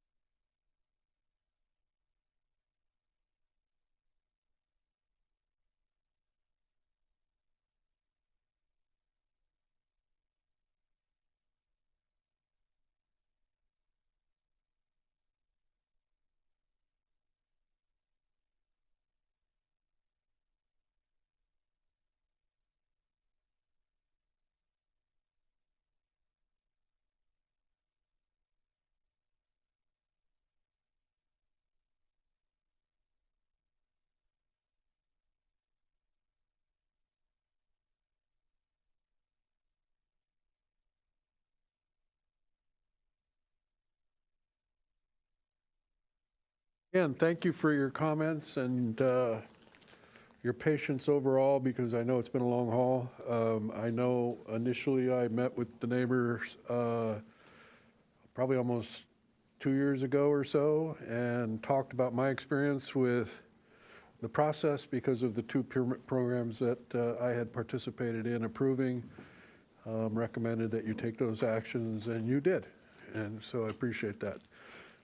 It's gotten on a different track lately here, so we're going to, I think we owed it to you to have a public conversation about this, and so here we are tonight with this agenda item. It is kind of frustrating to me how much time we spend addressing issues related to how we store our cars. We've had a gentleman who owns a barber shop show up at every meeting and talk about the impacts of the parking program we have in downtown on his business. And, you know, you can see from the permit parking programs that we've approved before, the issue of parking is one that kind of hangs over us on a regular basis. And I'm just making the observation. I'm not calling it good or bad, but it is something that definitely takes a significant amount of our effort and attention. With that, I will call on Councilmember Ehlers. Yeah, we have two decisions in front of us tonight. One would be the permit parking for the Via Molina neighborhood and the neighboring streets, and the other is the changes to the ordinance. And for this first round, I'm just going to talk about the permit parking on Via Molina, so we can kind of focus on yay or nay on that. I think changing the code subsequent to tonight is a separate issue. I went back last night and I was going through the history and a lot of the same. I think the presentation included a lot of the material that I found looking at the tapes, pulling up the minutes. I asked the question earlier, there are really only two active neighborhoods that have permit parking in Encinitas. Devonshire, which is right next to Scripps, and it very clearly had an issue back in 1998. I think everybody agrees that was a good use of the permit parking process, the first use. The second one, and the history of how we got to the Seacrest, I'll call it Seacrest et al., all the other streets around there, permit parking, is eerily similar to what is being discussed tonight. And so I went back and just to give a little history of when that came up originally. Seacrest actually started back in the in what was it 2016 at a city council meeting, and so and I went back to see, you know, who was the traffic engineer back there. Did he have different interpretation than maybe the original traffic engineer? Rob Blau. And as it turns out, Rob Blau was the traffic engineer in 1998 that permitted the Devonshire, wrote the code, or at least was the staff report that did the code. And he was also the one for Seacrest in 2016. So I went back and reviewed the video.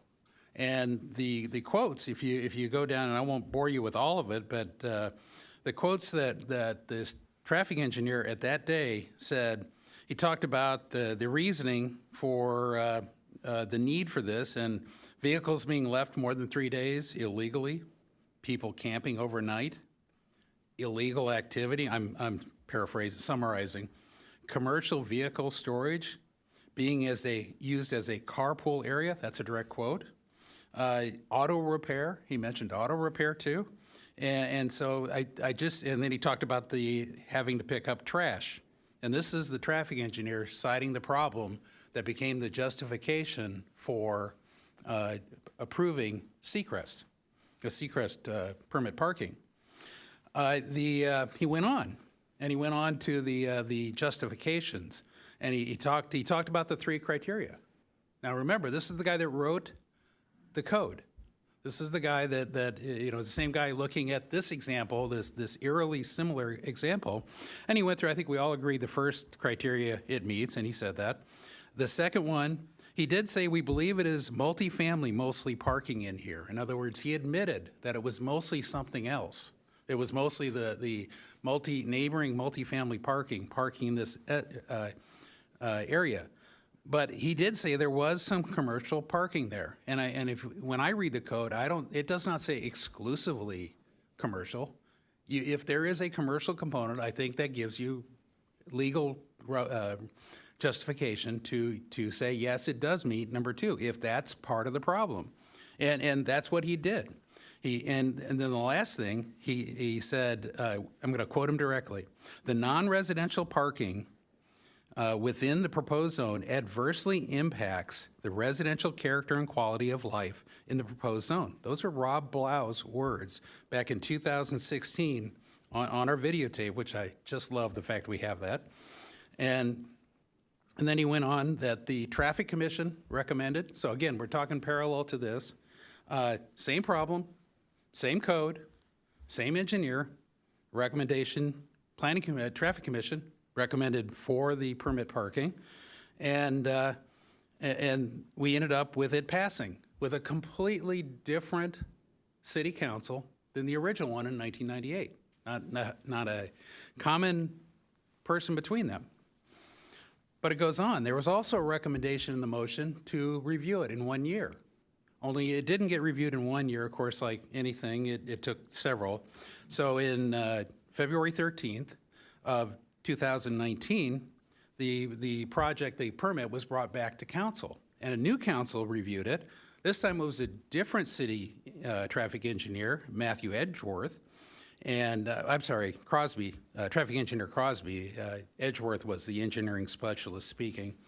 And the staff report, I think somebody quoted that tonight, said, previous resident concerns of illegal activity on the street have subsided since the implementation of the permit parking program, and no further concerns have been brought forward to staff. And the item was approved on consent calendar. And some of the people that were on that item are here tonight on the dais, but I believe that this is so similar. It's the only other example of a permit parking that we've done, and I believe I can make the findings that this would support permit parking meeting those 3 criteria. And I can talk more about it.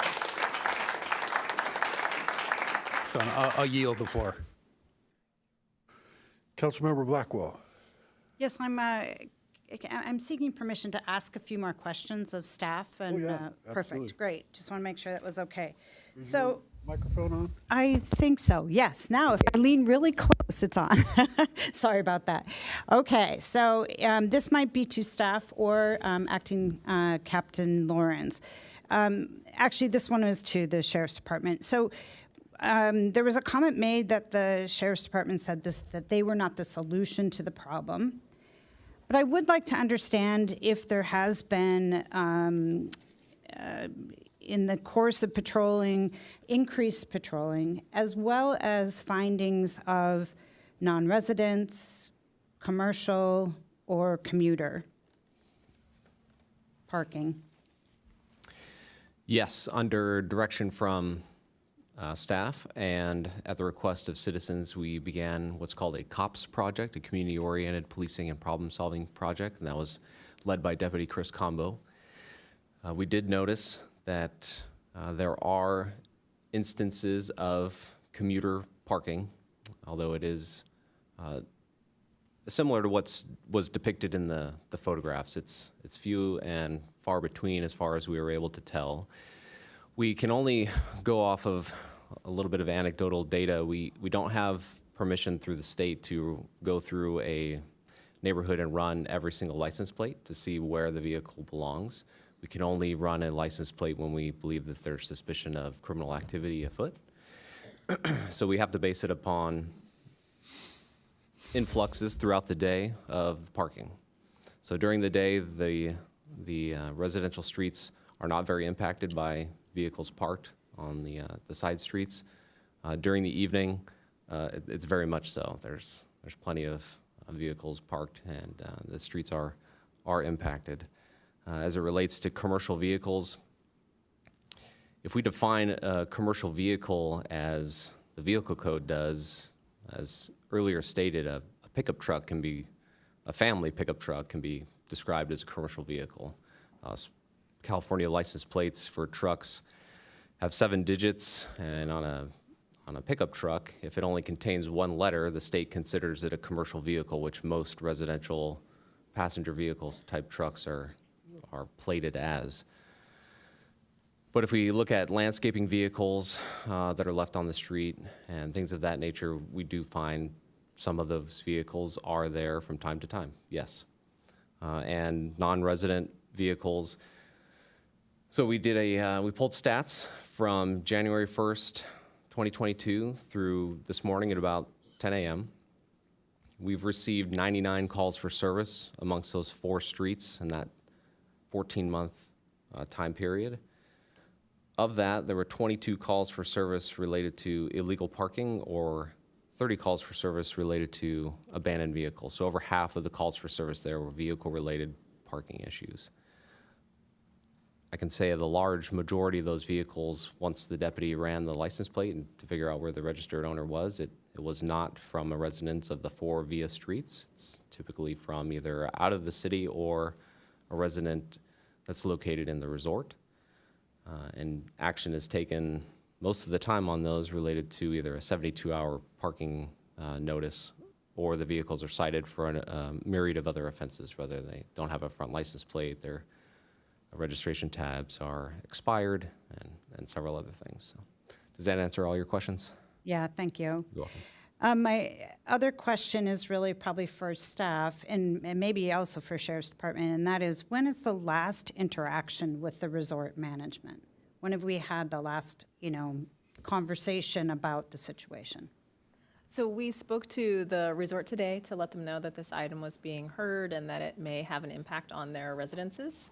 But we were talking to whoever the front desk person was, so there wasn't a lot of, engagement or I guess engagement is fair to say. And maybe before that, because that was just a call to, it sounds like someone at the front desk. Was there conversation recently with the management? Not from the engineering department. We haven't had that kind of interaction with the management. And same with Sheriff's Department?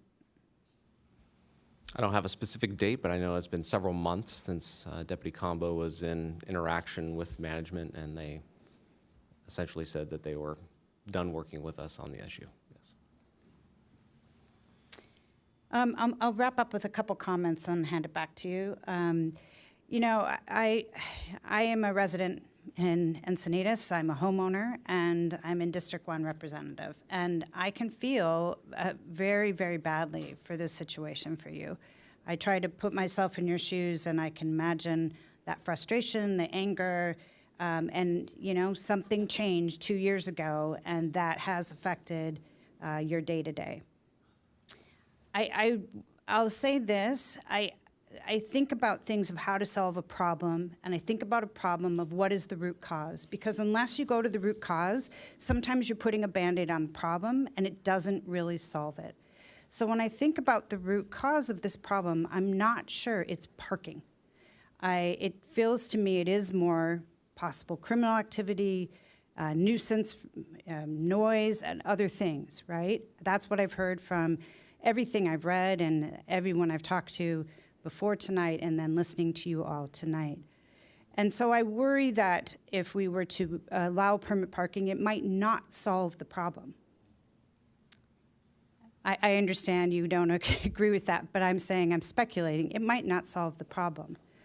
I also, as part of the City Council, have to think forward to say, we do have a lot of development coming, and if we create something tonight, either way, it will set a precedent for anything we do for probably the future. Because I have a feeling this concern will come up in a different form. Not from your neighborhood, perhaps, but maybe a different neighborhood. And I do think we're talking about public streets, right? Not private streets, but public streets. So I will admit, I have a lot of consternation about what to do here, because I would like to help your neighborhood.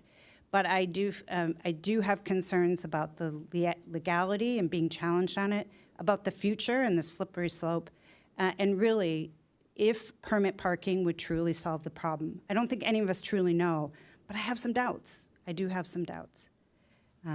So I'll leave it with that, and I'll turn it back, and we'll move forward. Thank you. Deputy Mayor Lyons. Thank you, Mayor Kranz.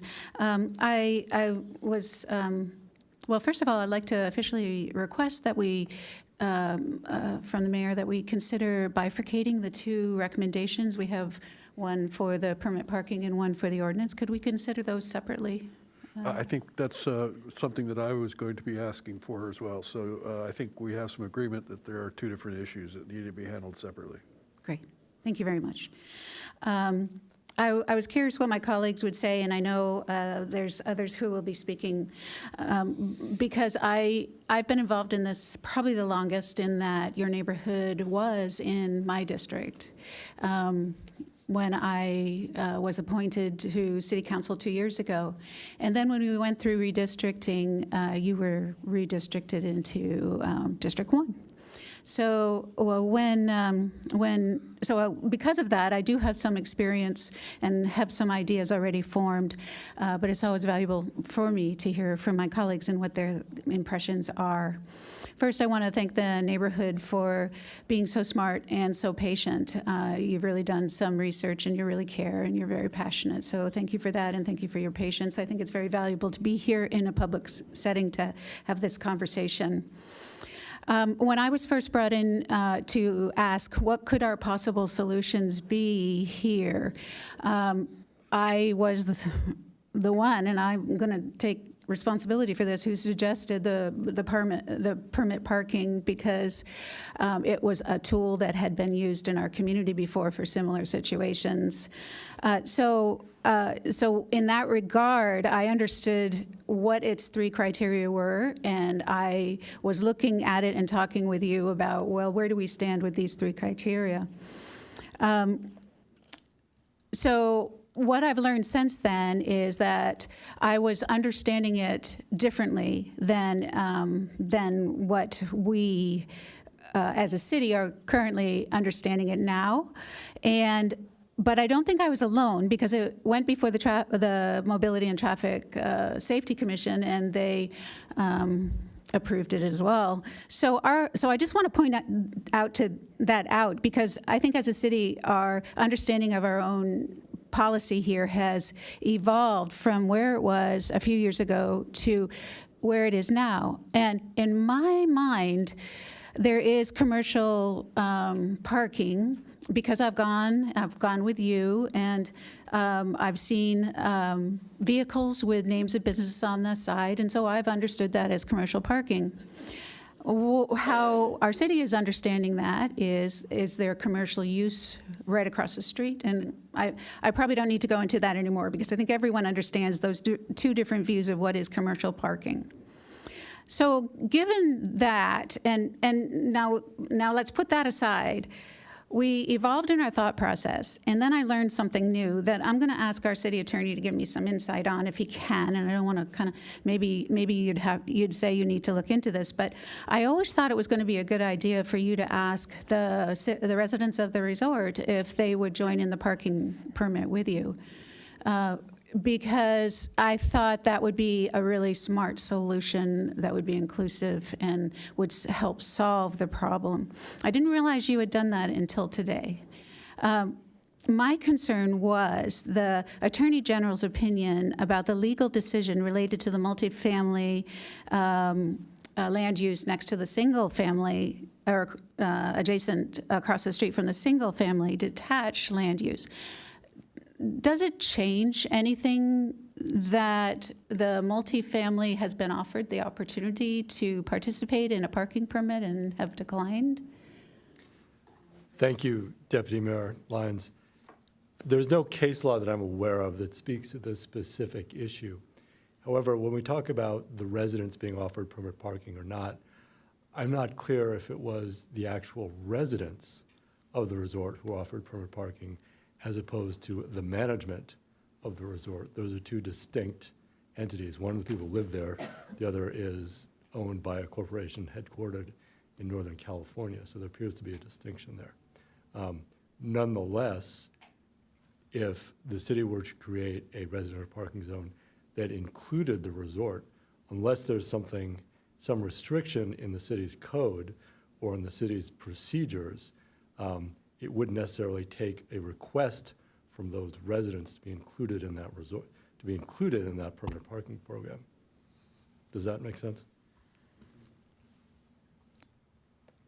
And so our mayor is saying he understood it, but I'm not quite sure I did. So does it change the situation that they have been, or that perhaps they may be in the near future requested again in a different way to participate in this program? They wouldn't be excluded out of it, in other words. I'm sorry, so is your question whether or not, does it change the equation under the analysis of the Attorney General if the residents or the management of the resort were offered to be included in this program and they declined? I don't believe so.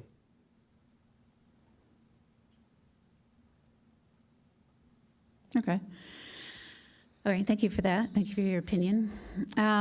So I'm going to mention two things that are on my mind as well, and then listen to my colleagues and their thoughts, additional thoughts. I believe that there are issues here. Councilmember Blackwell called out something that's kind of been in my mind about, I'm wondering if this is going to help as much as we hope it would. So what I want to call out is, if this is an occupancy issue, then we are not the entity to help. Occupancy is a state remedy. But we do have a vehicle that hasn't been talked about that comes to mind when you have presented that the resort has private streets. I know there are a lot of cul-de-sacs like yours in our community that are private streets. And I would like to propose that you might consider that. I mentioned it to our chief engineer, our city engineer, and I know she hasn't had a chance to do the research that would be needed, but there is a mechanism in cities that cities vacate the public street and that the neighborhood assumes the responsibility.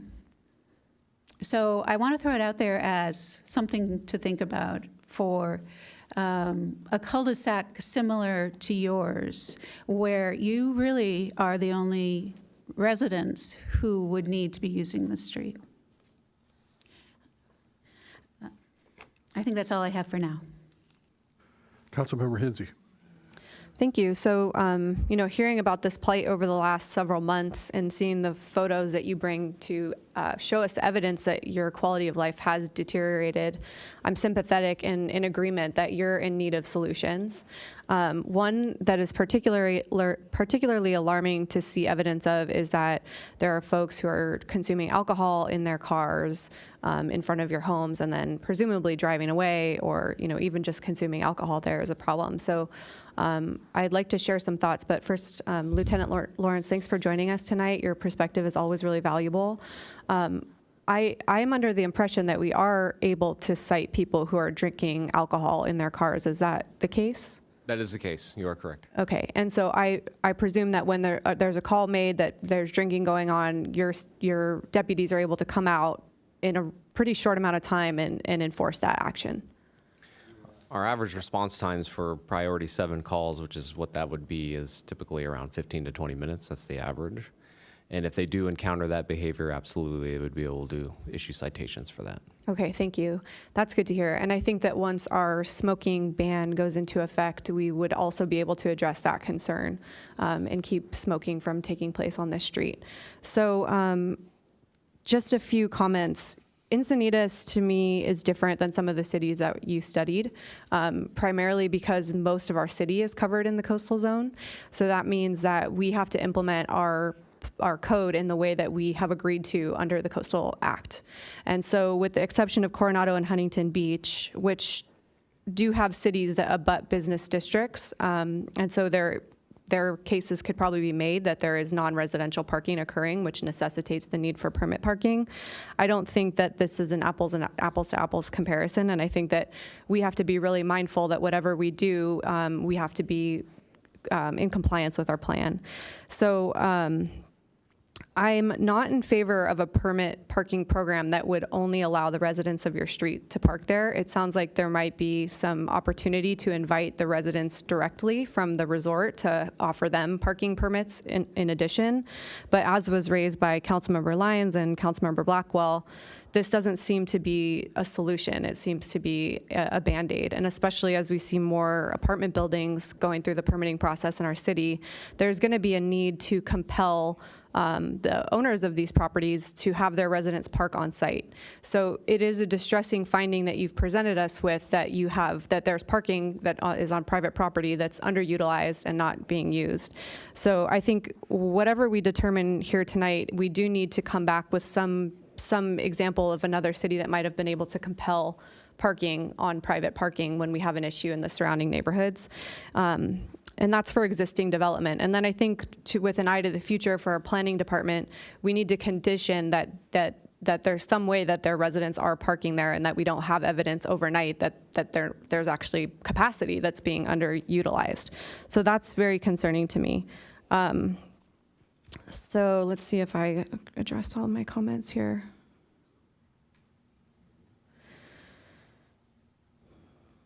I think that, well, we're going to bifurcate those two issues. So I'll stop at that, and I think that you have enough comments from me. Thank you. Hey, Director Sapau, this particular section of the code, this 14.41, is not a part of our local coastal plan. Is that correct, or is it? Thank you, Mr. Mayor. That is correct. Title 14 is not part of our local coastal plan. Okay, so the actions that we've taken with permit programs before have not been subject to approval by Coastal Commission? That is correct. Okay, thank you. In any situation, have we, my recollection of the two previous programs that I participated in, that I made the findings that were displayed on the display here today, there was cooperation by the apartment buildings that were subject to this. Have we ever tried to implement a permit parking program that didn't include the property that is pretty clearly the source of the problem? I haven't seen that. So of course we've got Devonshire with Scripps, and Scripps was part of the solution in that case. And then we have the Seacrest specific view where Essex Apartments was part of the solution as well. So I don't believe we've had that come forward before where the apartment complex is not a part of the solution. I think that's one of my biggest concerns about moving forward with the adoption of a parking permit program here is to, without having, some certainty about how the resort is going to respond, I'd hate to, push that direction. So I would prefer to have some input. I don't necessarily want to give them the veto power over any solutions, but I also think that this works a heck of a lot better if we have their cooperation. So that's one concern that I have tonight. I also want to say thanks to the Lieutenant Lawrence and the Sheriff's Department. I know that Captain Lopez, was fairly direct about whether he thought that the solution was calling his department, and I tend to think that the things that we hire deputies for, unfortunately, the focus isn't on issues like this so much, which is unfortunate because of the impacts that it's having clearly on your quality of life.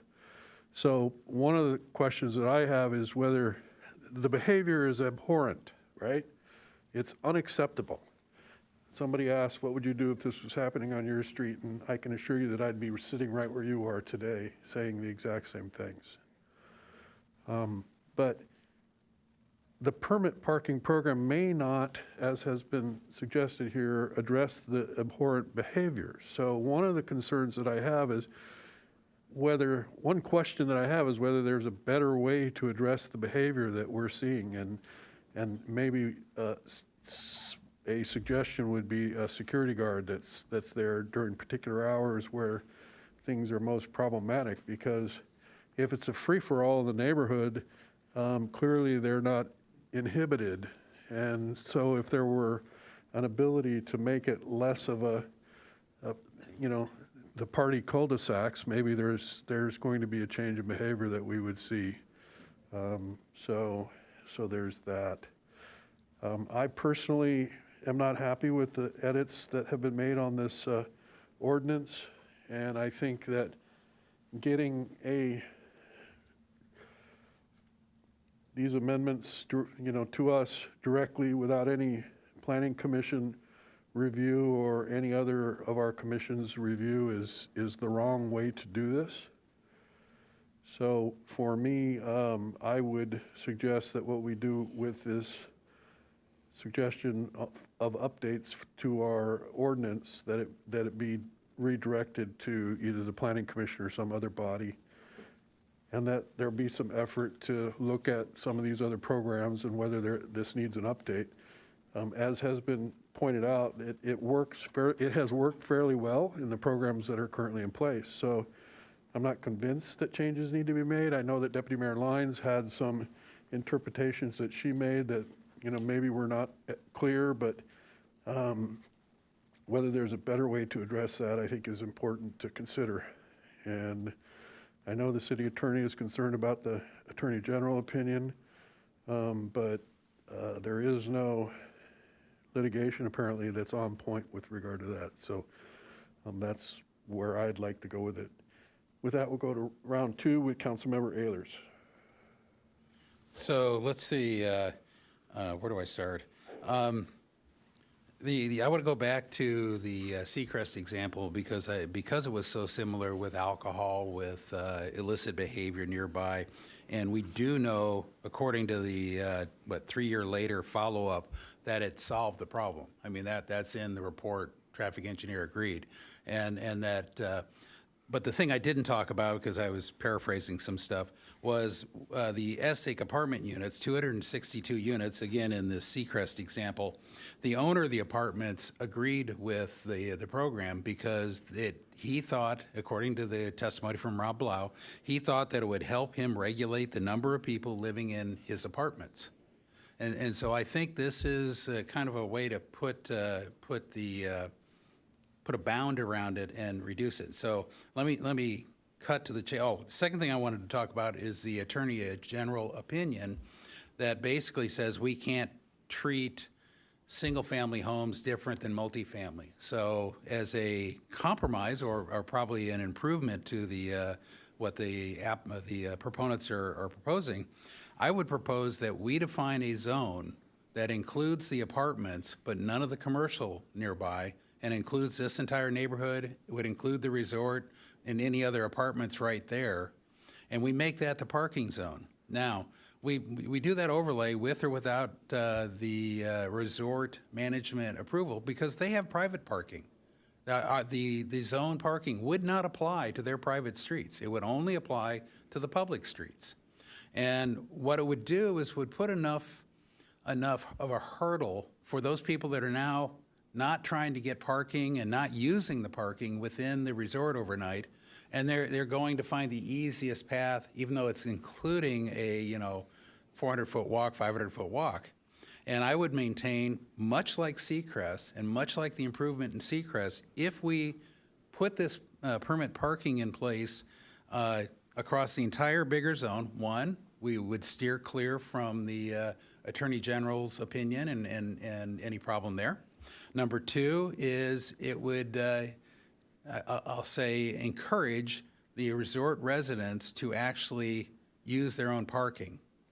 Now, I think from the testimony I've heard and seen and the reports from the resort, anecdotally, the people that are parking out here have trouble proving they're on a lease, or there's something about their inability to prove residency within the resort to get resort parking, well, then now we're just applying the same standard, if you will, which is what our current law asks. They would have to show residency at the resort to be able to park over in front. And then I believe you would reduce the problem radically. And part of the problem we have here is it's the Wild West out there right now on those streets. And reducing it significantly would then allow enforcement to focus on the few remaining issues, the illegal issues, and really shut it down. But I like the quote from Captain Lopez that the police will not be the solution. I might modify that personally and say they won't be the sole solution. I believe we need a parking plan, permit parking like I'm proposing, including the entire area. And after I get done, maybe the city attorney could comment on the legality and whether he sees any issues there. And number two, we would need some enforcement, focused enforcement, to help solve the problem that we've allowed to grow over the last 2 years. And to me, that's what's so important here. This is not a problem that's been there 20 years, not even 10 years. It's 2.5 years. It is absolutely tied to the parking situation at the resort, because that was the change. I haven't heard any evidence to the contrary. So that's my proposal. And Well, Tarquin, if you could comment on the Attorney General, just to say whether that helps us, my proposal. Yeah, as we know, the Attorney General opinion prohibits, in the formation of a parking zone, treating residents of single-family zones differently than residents of multifamily zones, or vice versa. This proposal, if it includes both the multifamily and single-family zones, that would eliminate the issues raised by the Attorney General's opinion. Good. And so it's true, I was sitting in a policy position and adopted the findings to establish the programs, and then staff managed the program. But it's my understanding that it does require the cooperation of the multifamily management, because for one, they issue temporary 3-day passes for guests, and they verify who's entitled to a parking permit by establishing their residency. So, Are you saying within the resort project, or are you saying on Via Molina and the other public streets? well, I think that in the resort project. Within the resort, we don't change what they do there. That's their purview. They get to, decide how they issue their own No, permits. I'm saying that the tenants, so if you don't have a tenancy established where you get a permit Right. for the window of your car because you live in the resort, then you're going to have problems if you park on the street, or even, you would think, if you parked in their parking lot, because a program is going to establish, you're entitled to be parking here. Yeah. So I guess I'm confused. I don't see how you can just disregard whatever their attitude is about the permit. I'll explain, just to make sure we get a meeting of the minds here. What I'm saying is that we would not change the resort parking. The overlay, including them, would only give the residents of the resort the right to go to the city of Encinitas and get a permit parking for anywhere within the zone, including Via Correct. Molina and the Right. cul-de-sacs. Uh-huh. So I'm not taking away anything from the resort residents, the bona fide resort residents. But what I'm doing is, in order for but I am making them, if they're going to go park in the public streets, I'm making them go through a hoop. And they may find that hoop is less of a hoop, or more of a hoop, than just going and actually working to get it within the resort, and therefore use the resort parking, which is closer and more convenient to use. So I'm just trying to make sure you understand where I'm coming. The question that I have, Jill, for you all is, if somebody new moves into the Essex Heights apartments, who manages their parking permit? What is the process that a new tenant of the Essex Heights goes through? Sure, Mayor. The process is the residents usually get notified by the apartment management about how the process is. They have samples of the form. We usually verify their residence and ask for their vehicle registration. So no matter how many cars the residents have, they can have 10 cars. As long as the registration address is that property, they will get permanent passes owner's passes that are stickers they can attach to their the windshields. And then for each house, they can get up to 3 guest passes that are hangers. And these are all recorded, and they can utilize them. So the Essex Heights Apartment Management is involved in that process?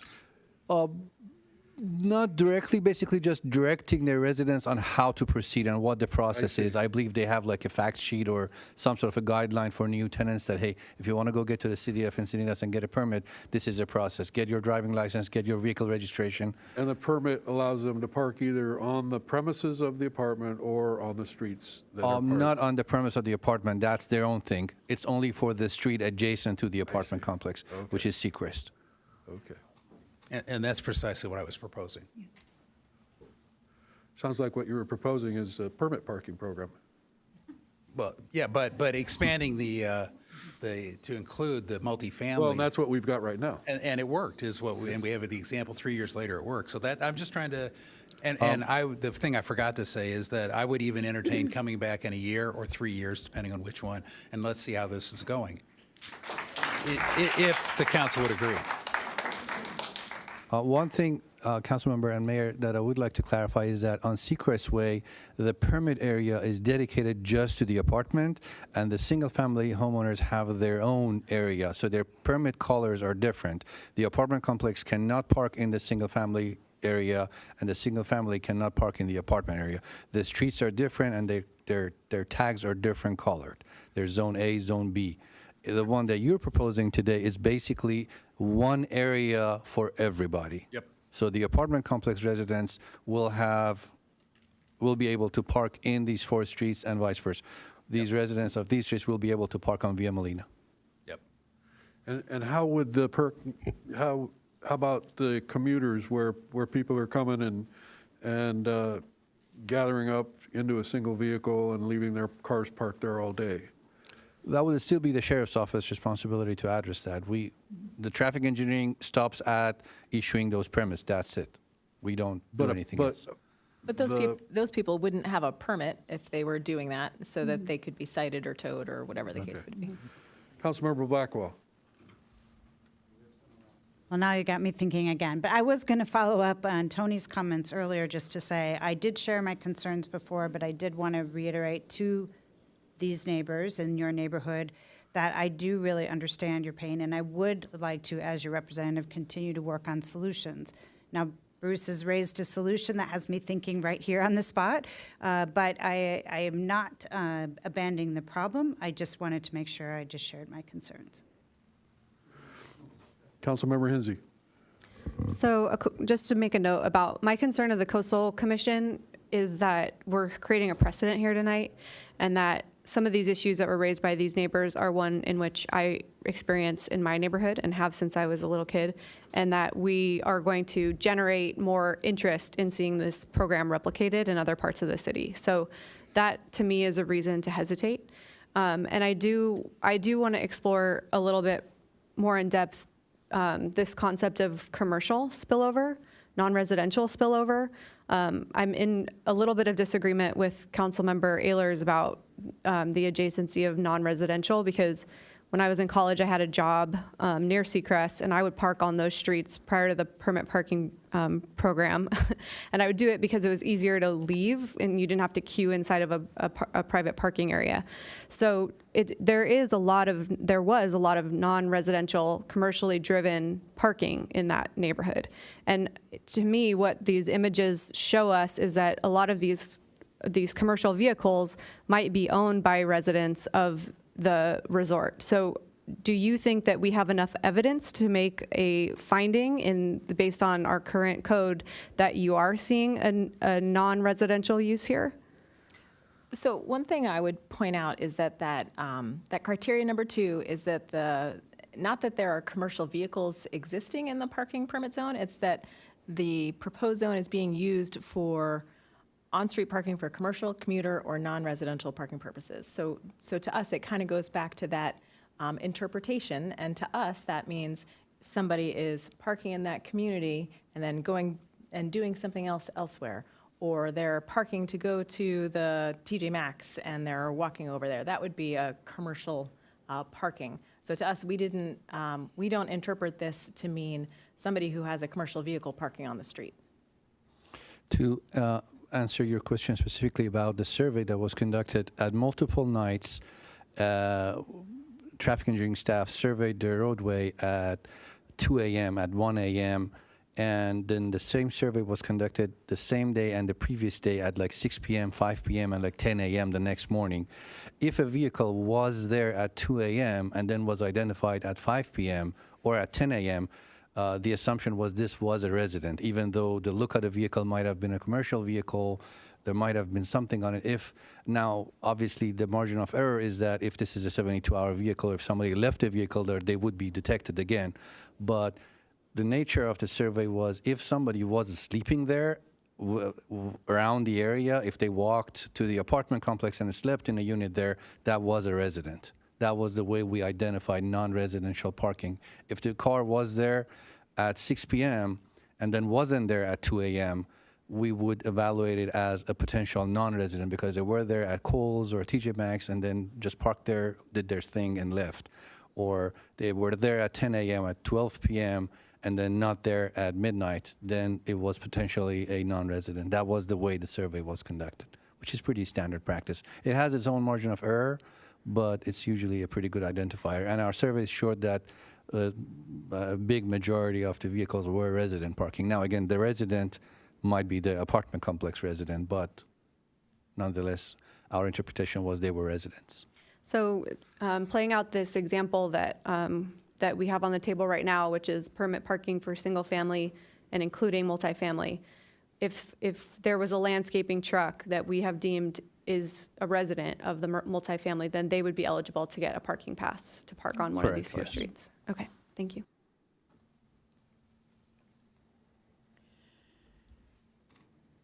Deputy Mayor Lyons. Thank you. I think from what everyone said, I am coming to a conclusion that I was suspected when I was looking at the way we were defining our terms in the proposed ordinance language. And it has to do with what we're calling a resident. And I was going to get to that maybe when we then talk about that second policy development and where we're at with that. But it really does come down to what we're all thinking we know. What we really don't know is if those cars are residents. We really don't. I mean, the closest we've come to it is Lieutenant Lawrence saying you ran some of the plates and you could tell from running plates, and you have data that shows what the numbers are that you came up with, and that's spot checking. So we might look at the vehicles and we might think they're residential, maybe they are residents, maybe they reside there, but what is a resident? So I think it's really elegant what Councilmember Ehlers suggested that he hasn't put into a motion yet, but I'm going to try to characterize it because I think it helps us then work towards who is a resident. And I like the idea of integrating the resort with the single-family detached in that, residents can park here. That's cool. That's great. I like it.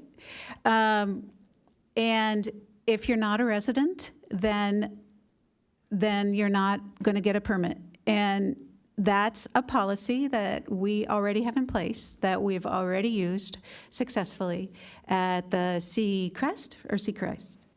Yeah. So it's elegant in a couple ways. We have history of applying it, this policy in this way. And we've integrated both the different kinds of land uses, which I think is very, very important to do. That I'm beginning to feel that would address the Attorney General's opinion. And it would provide some clarity for our law enforcement when they go through this area and they're looking for, do you have a permit? Do you not have a permit? I mean, if you're a resident and you want to park on the street, you will have access to being able to get a permit. So that's great. I mean, that's what we want to provide. If you're not, then you're not going to be able to park there. So I think it does help us clarify who's a resident and who's not. So I just wanted to let my colleagues know those are my thoughts.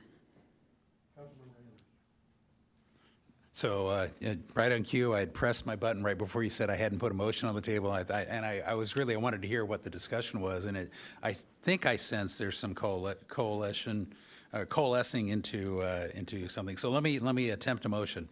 I would move approval of a permit parking zone for the area described, but adding to it the resort and any other apartments immediately adjacent, and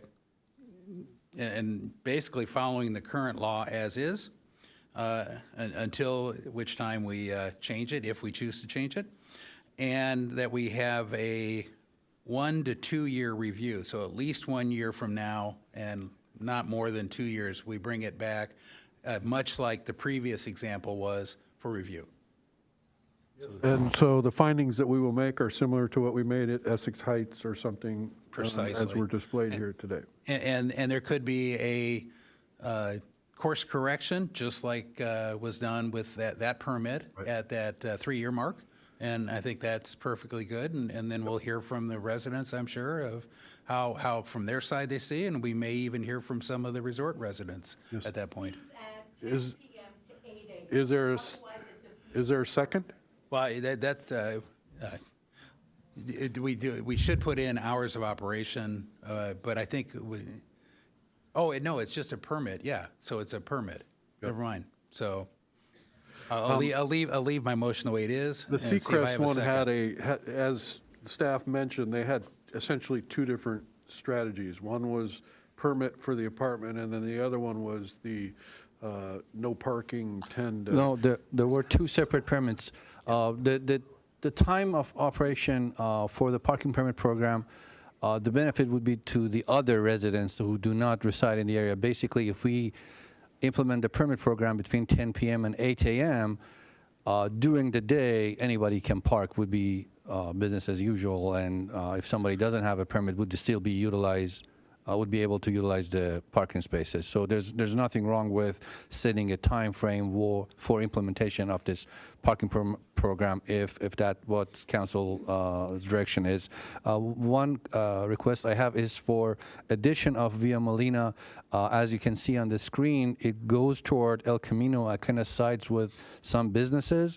So where do we want the whole Via Molina to be included in the program? Basically, at night, nobody would be able to park exiting El Camino onto Via Molina, or we just want to do that small segment of Via Molina between Via Tavira and Via Vilena. I mean, signage would be a little complicated, Well, but it's... and we also have the issue of, isn't there a second non-resort apartment complex closer to the commercial that we may need to include in this program? Top of the hill.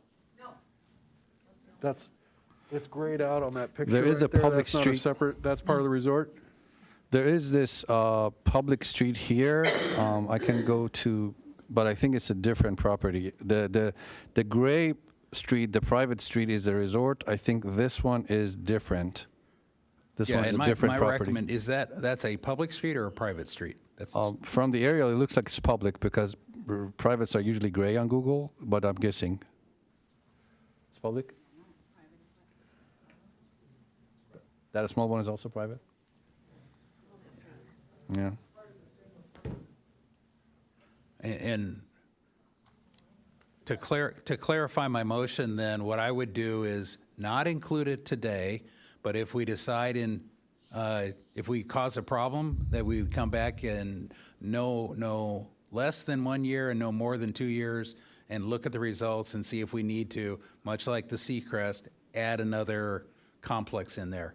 So I would propose that I'll make my motion that it would include the resort and the current streets that were proposed via Molina, And then I do have one clarifying question having to do with the map exercise. I believe, wasn't there a bicycle route up the hill proposed in map? And does that take away the parking on the north side of Via Molina if at sometime in the future we approve map? I haven't done any evaluations on the available width of Via Molina and what addition of bike lanes might entail.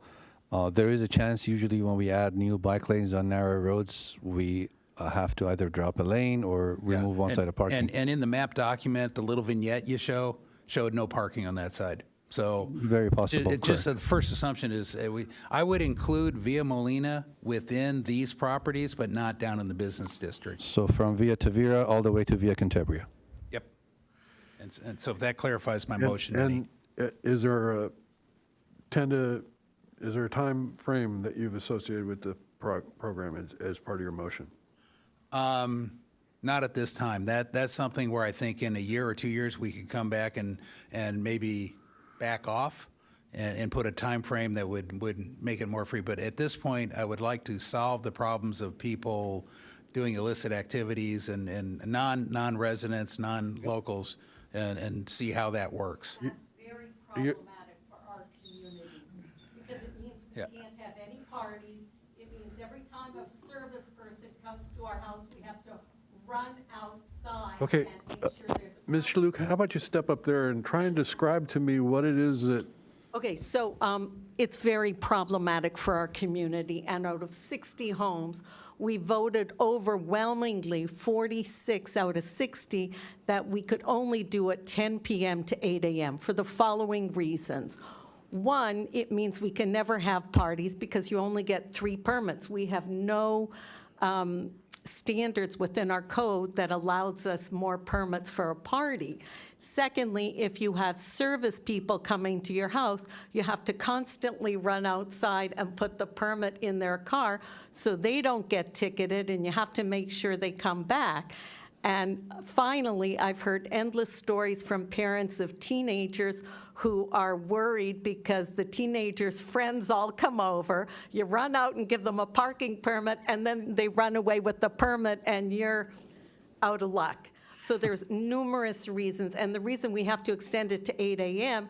is to prevent all the carpoolers who come and use our streets as a parking lot, jump in the truck, and leave.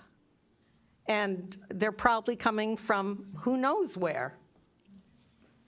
If I may, I would entertain 10 p.m. to 8 a.m. and then do the opposite. If we decide that it has other ill effects, we can adjust it in a year. But that's why it's so important to bring it back. is there a second to the motion? I'll second. All right, Councilmember Hensy. I think we're working towards a good solution for this particular neighborhood, but I still have concerns about the precedent that this sets, and especially going in the future with having more R30 developments in our city. Is there?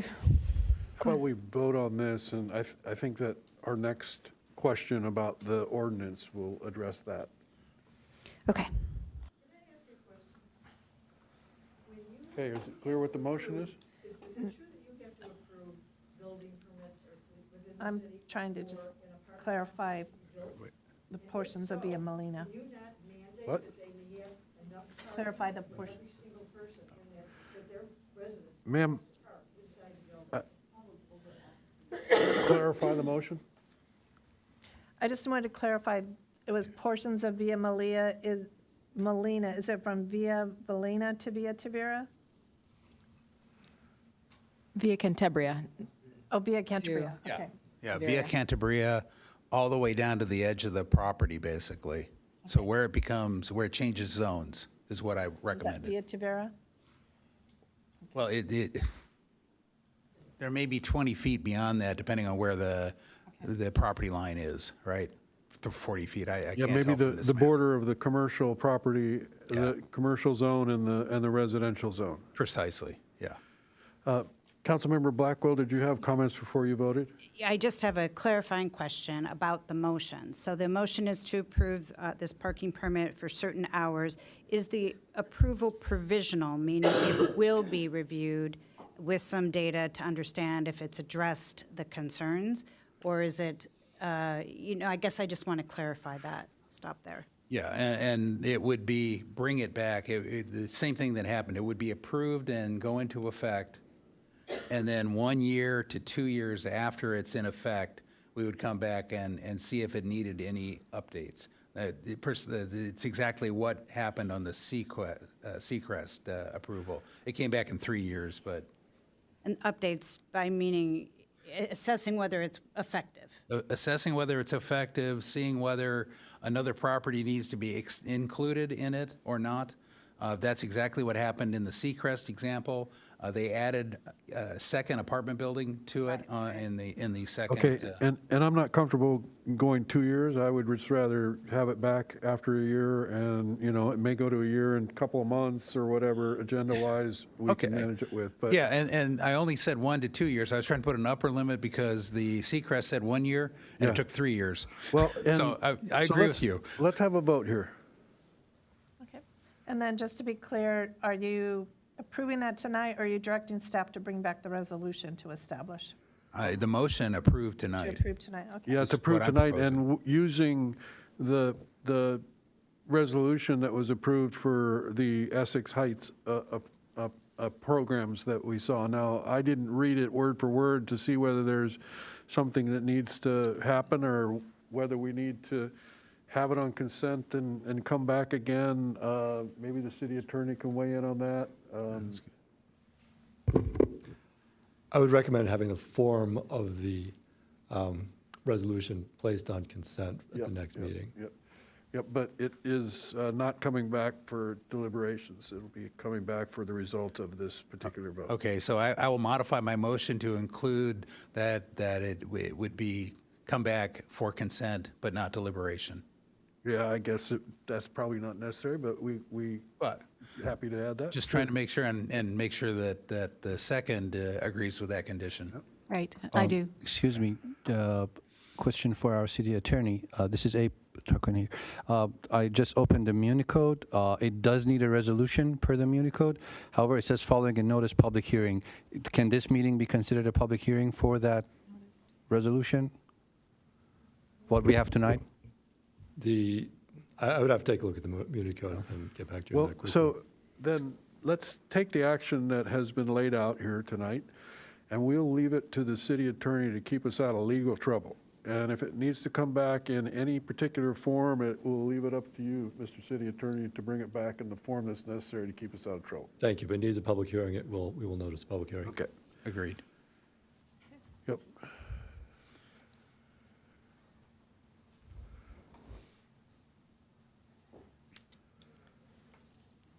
Motion carries unanimously. Okay, thank you.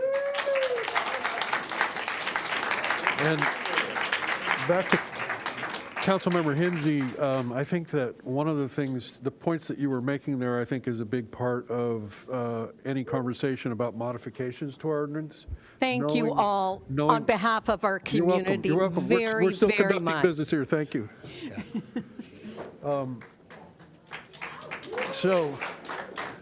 So the question is, because we are having so many apartment complexes that are coming out of our housing element, I think we need to really look closely at the current ordinance and how we're going to be managing problems like this in the future. And I don't know whether you have some ideas about how to proceed with that.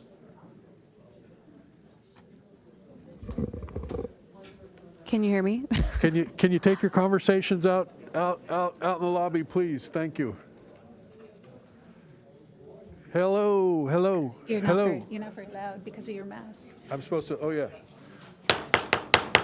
Hey, we're still trying to do business. If you've got a conversation going on, please take it out in the hallway out there, please. We're trying to get out of here before we turn into pumpkins.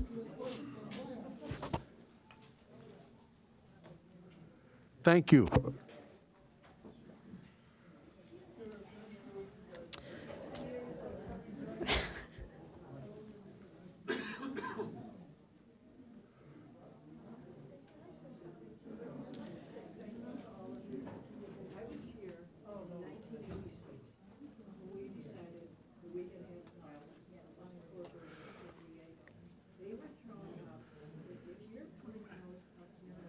Ma'am, I thank you for your comments. But we'd like to finish our business. So I appreciate your comments. Thank you. Thank you. Thank you. Thank you. We still have some more things after this, so we got to go. Oh, we got to get our business done. Thank you. Okay, so I guess my concerns is that I don't want the city to be in the business of having to create parking, like little parking fiefdoms throughout the city every time an issue like this comes up. So while I did vote yes, I voted yes with a little bit of heartburn about that, and I did so mainly because in this situation it seemed like we needed a Band-Aid. And maybe some of their concerns were overdue. But I think that in the future, we don't want to use Band-Aids as our tool for these problems. And so if there's something that we can do to be able to condition approvals in the future with compelling the owners to participate in parking programs with us should they come up to this point, or if there's other cities that are doing things that are helpful retroactively to compel property owners to allow parking, I hope that we can find those solutions. And I don't know how to avoid this circumstance in the future. It seems like there were a whole bunch of different issues that came up, including like, do we need more red curbs in front of fire hydrants when we're seeing more densification in neighborhoods? But you know, I don't have anything really specific, but I just really don't want to continue dealing with these frequent requests where everybody feels entitled to having a parking permit. I think that, you know, if their issues had only been concentrated on the fact that they're not able to have parking on their streets, that would have been one thing. In my neighborhood, where we have sort of a lack of parking, what we see is a lot of transformation of front yards into additional parking so that you can accommodate 6 cars on your own private property instead of using the public streets for that purpose. So I'm, you know, you're smarter than me in being able to craft those things, but that's my intention. Thank you. Deputy Mayor Lyons. In respect to time frame tonight, I'd like to throw out that what I would like to see happen is that this resolution that's before us now, the second recommendation on this item, Resolution 2023-01, which has to do with the wording change for the policy 1441, be asked that the Planning Commission be asked that they add this to their work plan to give us, to evaluate what some of the better, not better, but maybe broader issues are and how to integrate them into a good change to our policy language.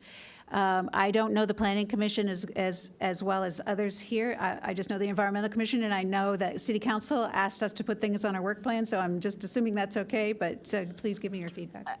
I think the more appropriate vehicle may be the Traffic Commission. So this is the traffic code in the municipal code, so I think Traffic Commission would probably be the right place for it, not necessarily the Planning Commission. Okay, well, good. Thank you for that input. But I'm thinking there is a land use component here that would be a Planning Commission expertise. So I'm not sure how that would be integrated. If I may, unfortunately, Title 14 is outside of the Planning Commission's purview. Planning Commission's purview is only under Title 30 and Title 23 and Title 24. Because this is a vehicle code, if the concern is related to what Councilwoman Hinsey was talking earlier about conditioning projects, then we can look at our Title 30 and see if we need to update that to include some provisions to beef up our provisions as it relates to conditioning projects. But outside of that, in terms of permitting, that is within the Traffic Commission's purview. City Engineer Bankston, you were this close to having it go to Planning Commission instead of Traffic Commission. Sorry. Councilmember Yeah, Ayers. one concern that comes to mind is that the metric that we will have in Traffic Commission, because they would look at a staff recommendation, which would come from our division. Obviously, they would, change things if they deem necessary. But the metrics, the measurements, the criteria, the objectives, everything will be still traffic engineering. And a lot of the stuff that we heard tonight, we won't be able to I don't think Traffic Commission would be able to come up with metrics and measurements to create a procedure that would address those concerns. That's, I guess, the only, but I guess we can take a stab at it, start it, and see where we get at. Councilmember Ehlers. So I love this thought of sending it to the commissions. I think, Tony, you said it first, and that's exactly where I was coming. I actually thought, gee, it probably should be in the Traffic Commission, but I thought, no, there's Planning Commission, so I think it actually could go to both. And being a former Planning Commissioner, I can say this, Planning Commission is causing the problem, and so we want to have them involved in the solution with the Traffic Commission. So how that would happen, I don't know. But my thought is, and I'm going to go back to the many project approvals we've gone through where we take into account on-street parking. The Planning Commission regularly counts on-street parking credits towards the parking required for a project. The council has made policies that have reduced the amount of parking in high-density units in the last year or two, right? 3 years, maybe. And so the Planning Commission is causing that problem. I shouldn't say the Planning Commission, but you know what I mean. And so I think they're part of the solution, and I think it may be some joint changes in Title 30 and in Title 14. And so I'd like to actually see it somehow go to either a joint session between the two or a workshop or whatever, so that we can get where the rubber meets the road here. Ultimately, the last review before comes here should be the Traffic Commission, in my opinion. So. Yeah, I'll be quick. I also had that heartburn, as you all could tell. But I think it is a Band-Aid, and I liked the idea of looking at it in a year. I feel very serious about that, and I think we should have some healthy assessment criteria to know if it's really working, both from public safety and criminal activity to the parking frequency, et cetera, and the types of parkers. Because I'm worried that it may not alleviate the problem, that maybe the problem seemed to start when the resort changed hands and management, and all of a sudden the parking moved outside of the resort to the streets. So those people could be legitimate residents, and it will still be very crowded. Or the parking issue might move somewhere else nearby, right? So we'll just move the problem. So I think we should look at it holistically, because I do agree this is just going to repeat over and over. So getting a little more strategic about how we approach this gives us a chance to do that with this permit. Yes, and over the 10 years that I've been involved, and I started the conversation tonight mentioning how much parking has just kind of ruled, so many of the conversations here. We're dealing with apartment buildings that have been a part of our housing stock for over 30 years. These are not new projects.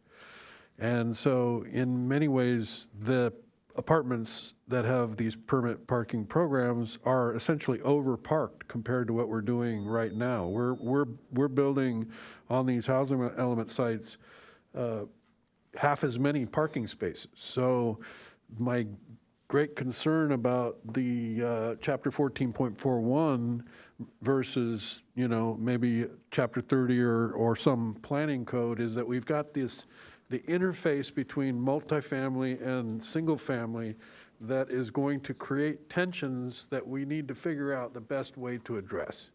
And, whether it's plagiarizing some other city that's got programs that work, maybe there are, planning and land use sections of municipal codes that have some provisions that help, and maybe chapters 14 relating to traffic and municipal codes help.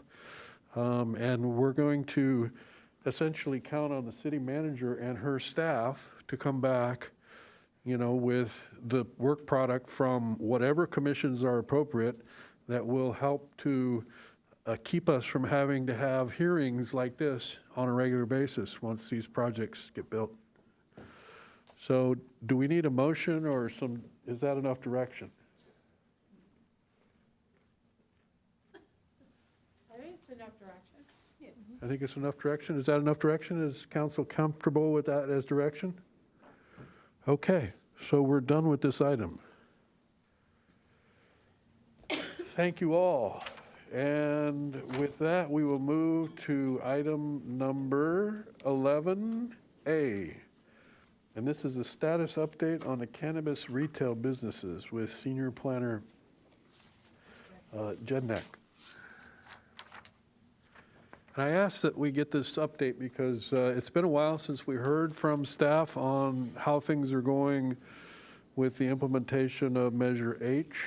And I do know, having watched a significant portion of the lottery, that staff really did a fantastic job conducting the lottery and making it so that those 220 businesses that applied to have a license here in our city were treated fairly and randomly. So, but there were four applications that were selected through that lottery that you conducted. And there's been a lot of talk about those 4 locations, and most of it has been social media chatter or some stuff in the newspapers. So I wanted to give the public some information from the bowels of City Hall. Not to suggest you're the bowels, I'm not saying that. Okay, thank you. Good evening, Mayor and City Council. I'm Evan Jednak, Senior Planner, here with the Cannabis Retail Status Update. So as was mentioned, the Cannabis Retail Lottery was held on October 21st, 22, and 4 applicants were randomly selected of the 207 that applied. This table shows the 4 businesses that were selected and their locations. We have Siesta Life Encinitas at 1038 South Coast Highway, SGI Encinitas AP at 1030 North Coast Highway, Humanity Encinitas 4 at 583 South Coast Highway, and ECR Encinitas 4 at 211 North El Camino Real.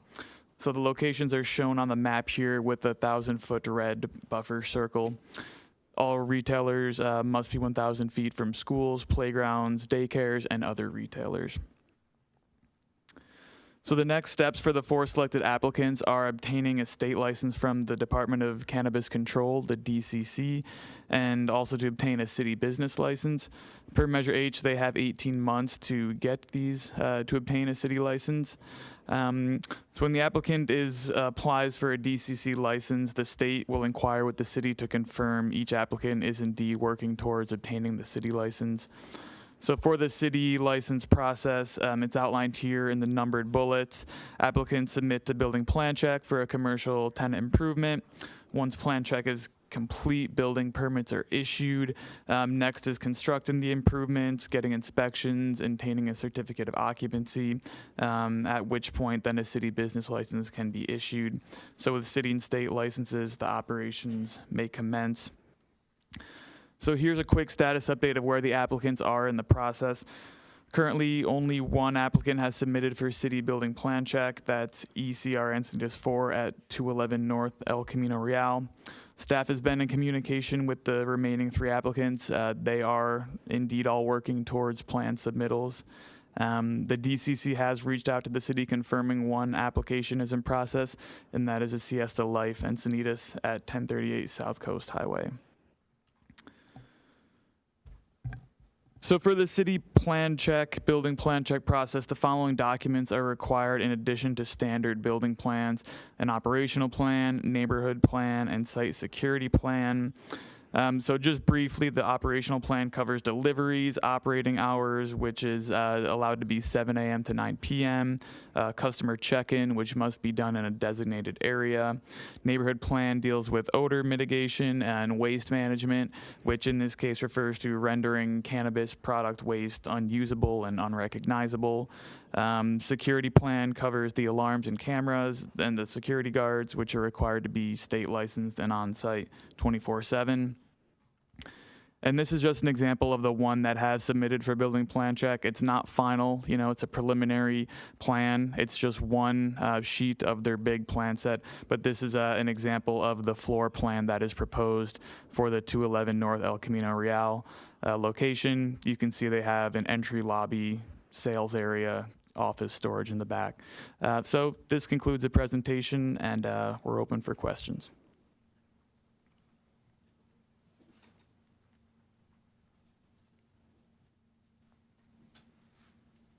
Mayor, we do have public speakers.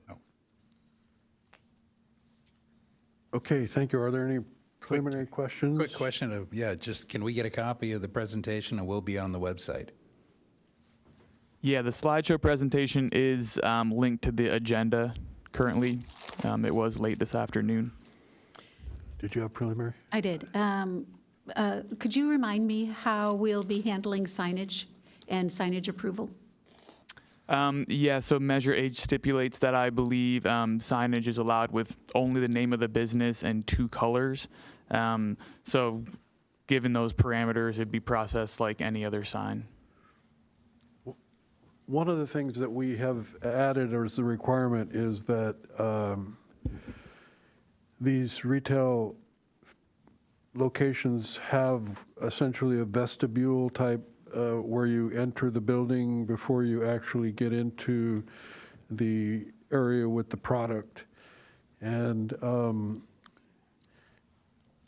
can you explain why it is that we decided to implement that particular approach? Yeah, so Measure H was silent on a requirement for an entry vestibule or lobby, and there also is no state law requirement for such. However, some applicants were inquiring about if the city intended to adopt a policy along those lines.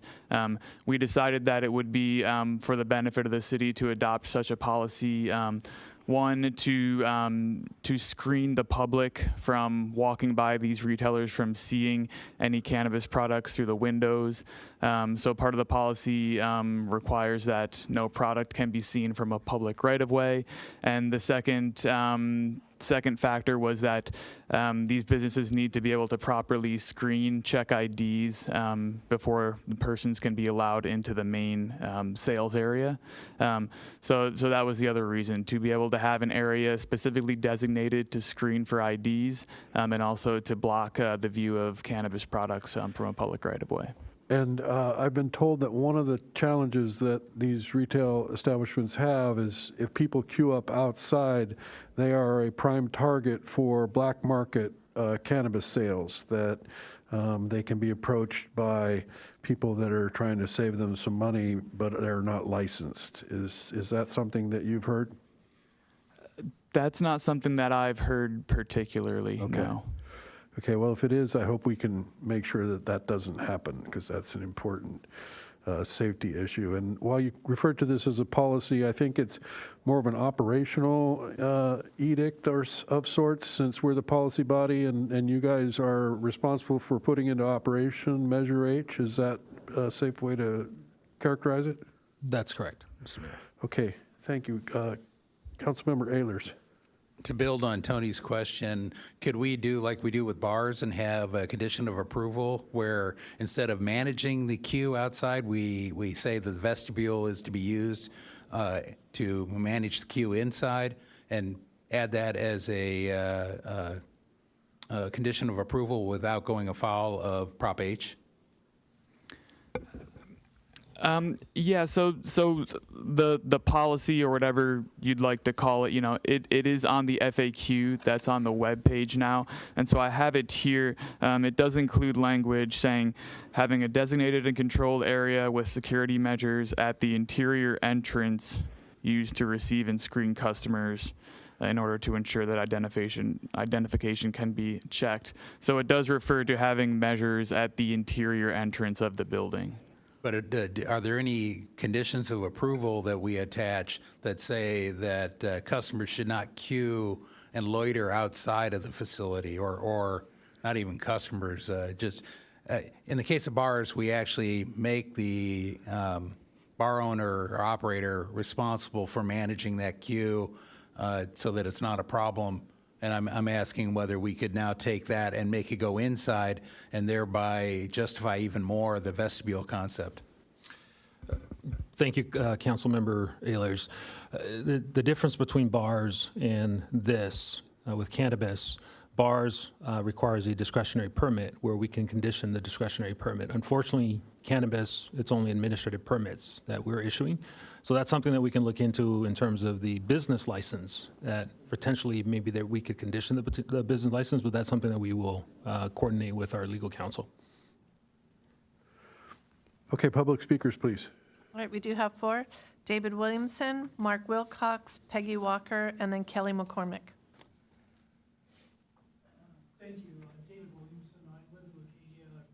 by the north, well, at Diana Street where that dispensary is going in. I'm a real estate attorney, so I represent landlords and people who own buildings. I'm not necessarily against,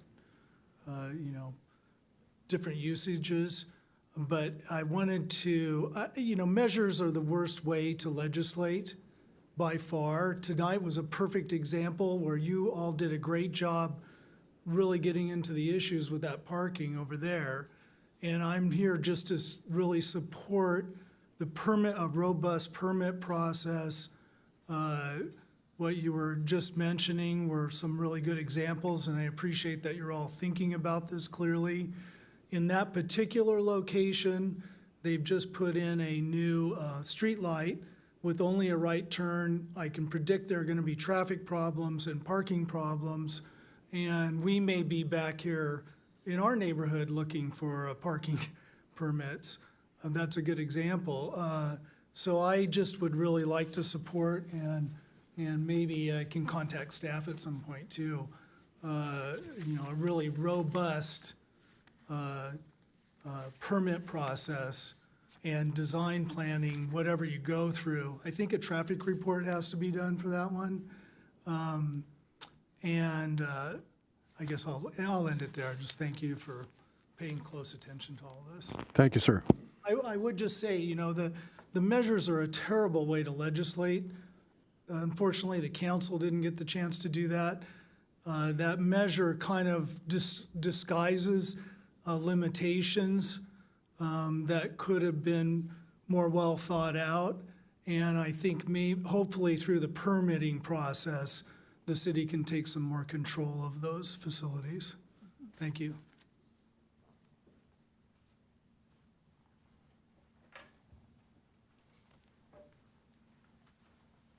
Good evening, City Council and Mayor Krantz.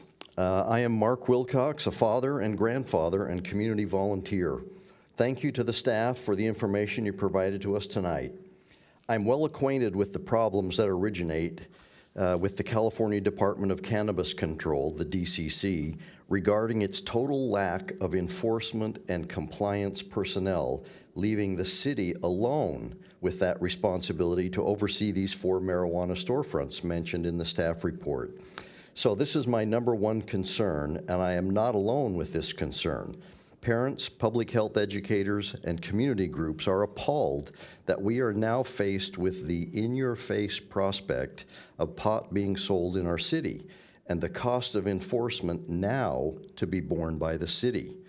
I was hopeful when state law SB 793/Prop 31 from the November ballot went into effect, prohibiting the sale of most flavored tobacco products, and was also applicable to flavored marijuana products that are smoked and vaped and inhaled.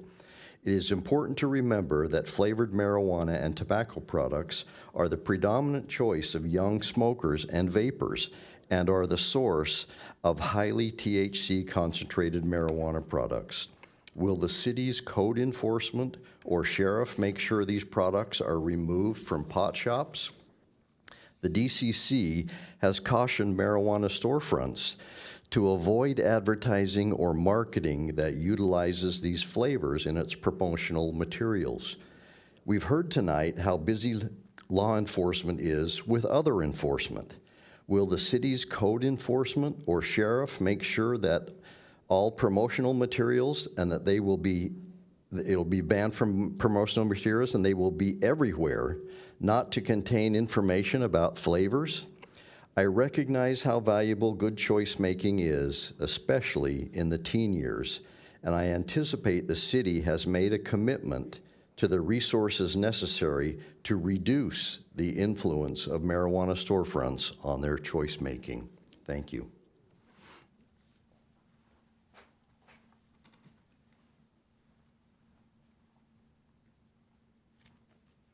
Good evening, Mayor and Council. My name is Peggy Walker. I work with youth and families in prevention education. I came tonight, the mayor spoke about safety and this gentleman spoke about greater city control.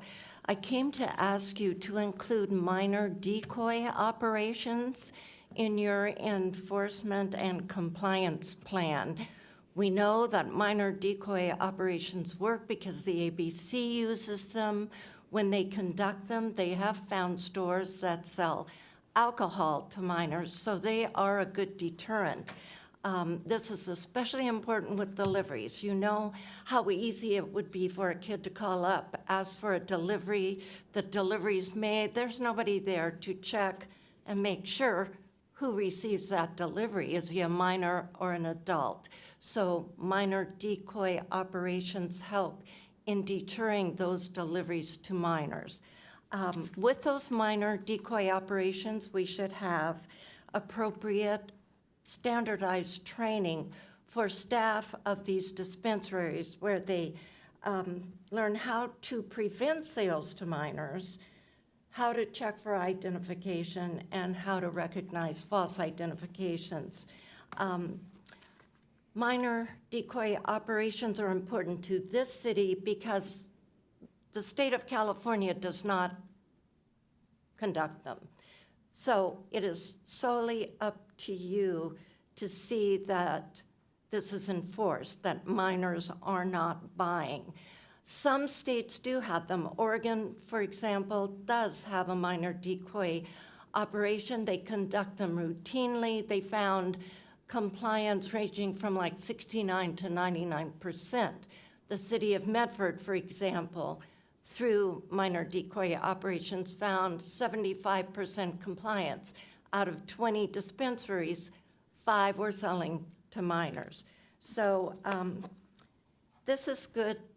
It's a good way to ensure that licensees are working to prevent underage use. And that is the essence of Prop 64, that we wanted to prevent underage use. So this is not happening right now. Underage youth are accessing it through so many different means. I'm sure you're aware of those. So please consider minor decoy operations. Thank you for your time and thank you for your update.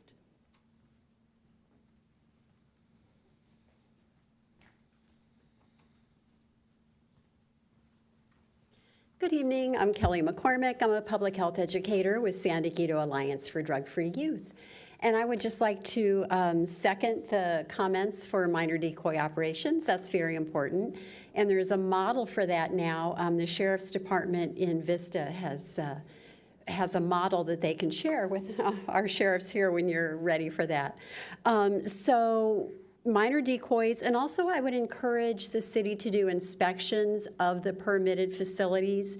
I was in a meeting earlier this month where a law enforcement agent who has done operations in permitted pot shops has found unpermitted products in the permitted shops.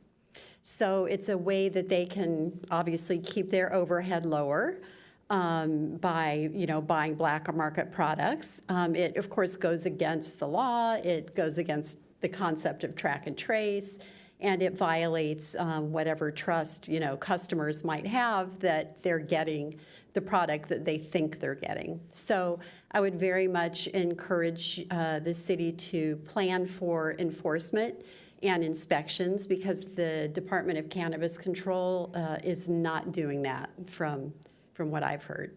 So thank you for your time. That concludes speakers. Thank you to the speakers. She raises an issue that I think is pretty important, and I don't necessarily expect you to have the answer tonight, but the sale of black market cannabis in these retail facilities should be a one strike you're out kind of thing, isn't it? We cannot tolerate that particular violation of their permit, can we? Does Measure H, I would assume Measure H, I don't know whether, is the effects of a permittee dispensing black market, non-permitted, whatever to seed to sale or whatever the phraseology is that something, I mean, how do we, what is the penalty for doing that? Well, I think the challenge is, well, I could say that our responsibility is to enforce what Measure H requires. Right. In terms of classifying black market products, that's something that we would work with our legal counsel to determine what that is and how to assess and identify what those are. Yeah. But I would say that, yes, if they are violating any laws, whether it's federal law or state law or local laws or Measure H, that would be a violation of their permit. Yeah, and I don't know all the details about how cannabis shows up, and it's got a barcode on it, and they've got to track it, and it goes, but if it's black market and it gets sold, you know, there's a potential for a loss of revenue on the part of the city from that particular transaction. So it is of concern, and I don't know, Councilmember Ehlers, are you back up, or did I forget to unplug you here? No, I have a question following on what your Okay. line you're And, on. you know, in the end, the other issue that I want to make sure we're on top of is, I don't know how long it will be before the first retail operation is open, but I want to be sure that we are in close consultation with the Sheriff's Department for any issues related to security that may be necessary, whether there's increase in patrolling in that area, or if there are any budgetary impacts that we need to deal with before we adopt a new budget in July, those sort of things that I want to be sure that we're prepared to address issues of security and safety in the vicinity of these facilities. Councilmember Ehlers. To follow on with Tony's questioning, so the enforcement mechanism, is it similar to the deemed approved ordinance where we have some condition where a violation would cause a discretionary hearing? Or is this just simply like canceling a business permit and doesn't go through a discretionary hearing at all? Yeah, on the screen here is Chapter 9.25. It's what the Measure H became in the municipal code. So you can see a business license for cannabis business may be revoked or suspended due to, noncompliance with state or local regulation following city or state confirmation of the noncompliance. So the measure does give the city permission to revoke or suspend. That's great. I guess the question would be whether it's revoked or suspended, and I think revocation is, probably something that I think we need to hang over these permittees so that they understand the consequences of the temptation that there may be to increase their net profits because they're distributing black market. Councilmember Hins, were you done, Bruce? I was going to ask a question about what he presented, because it looks like it's silent on whether it's administrative, whether it's commission or council that would review, and so hopefully that leaves us open to develop an internal policy that says to revoke the business permit. Complaints could invoke a public meeting in front of, and we could decide what body or whether there's an escalation path, right? In other words, that doesn't tell what the due process is for the complainant or for the business license holder. Yeah, that would be correct, and I think we'd have to defer to the city attorney to say if we have the leeway to, interpret the code as such, but potentially. Thank you. Councilmember Hinsey. Thank you. So there's something reminiscent when I read that language about what we went through to bring some of our worst offending vacation rentals into compliance. And it was sort of like this difficulty with using the code complaints as the affidavit to initiate the process to revoke a permit. And then there was also some lack of coordination with the Sheriff's Department, who were doing a great job of responding to noise complaints, but they never turned into evidence that we could use if we were challenged on the revocation of those permits. So I think it's really important, as the speakers touched on, to when we're going to hit the ground running, to have a program in place that's really dialed in to make sure that we're communicating well with the public about these code complaints, about how to document them, and about how to use them in the legal proceeding to revoke a permit, as well as coordination with our sheriff's department. Thank you. Seeing no more questions, I appreciate you both being here for this presentation. I think that as much information as possible you could put on the website from the presentation tonight would be appreciated. Thank you. Will do. Moving Thanks. on to item 11B, which is annual report on our climate action plan. Our sustainability manager, Najera, is here tonight, has hung around through thick and thin, and we look forward to hearing from you.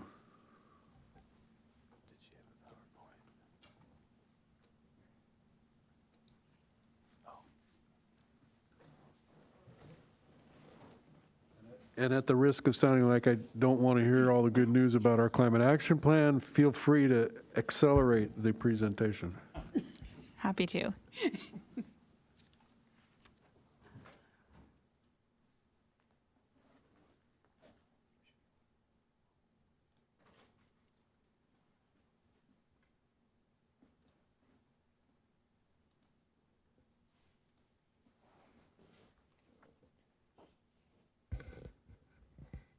Okay, good evening, Mayor and council members. This is item 11B, which is an overview of the 2021 Climate Action Plan Annual Report.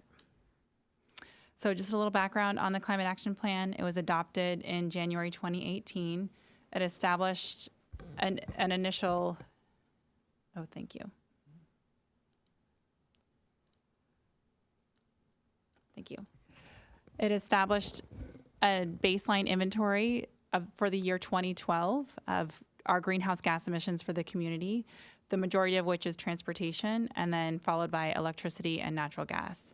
Our goals are to reduce emissions by 13% by 2020 and then 44% by 2030.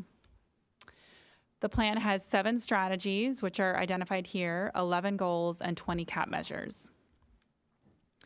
So the 2021 annual report is published in 2 ways. We have an online climate dashboard, which we update throughout the year that we are able to collect the data. So that was 2022.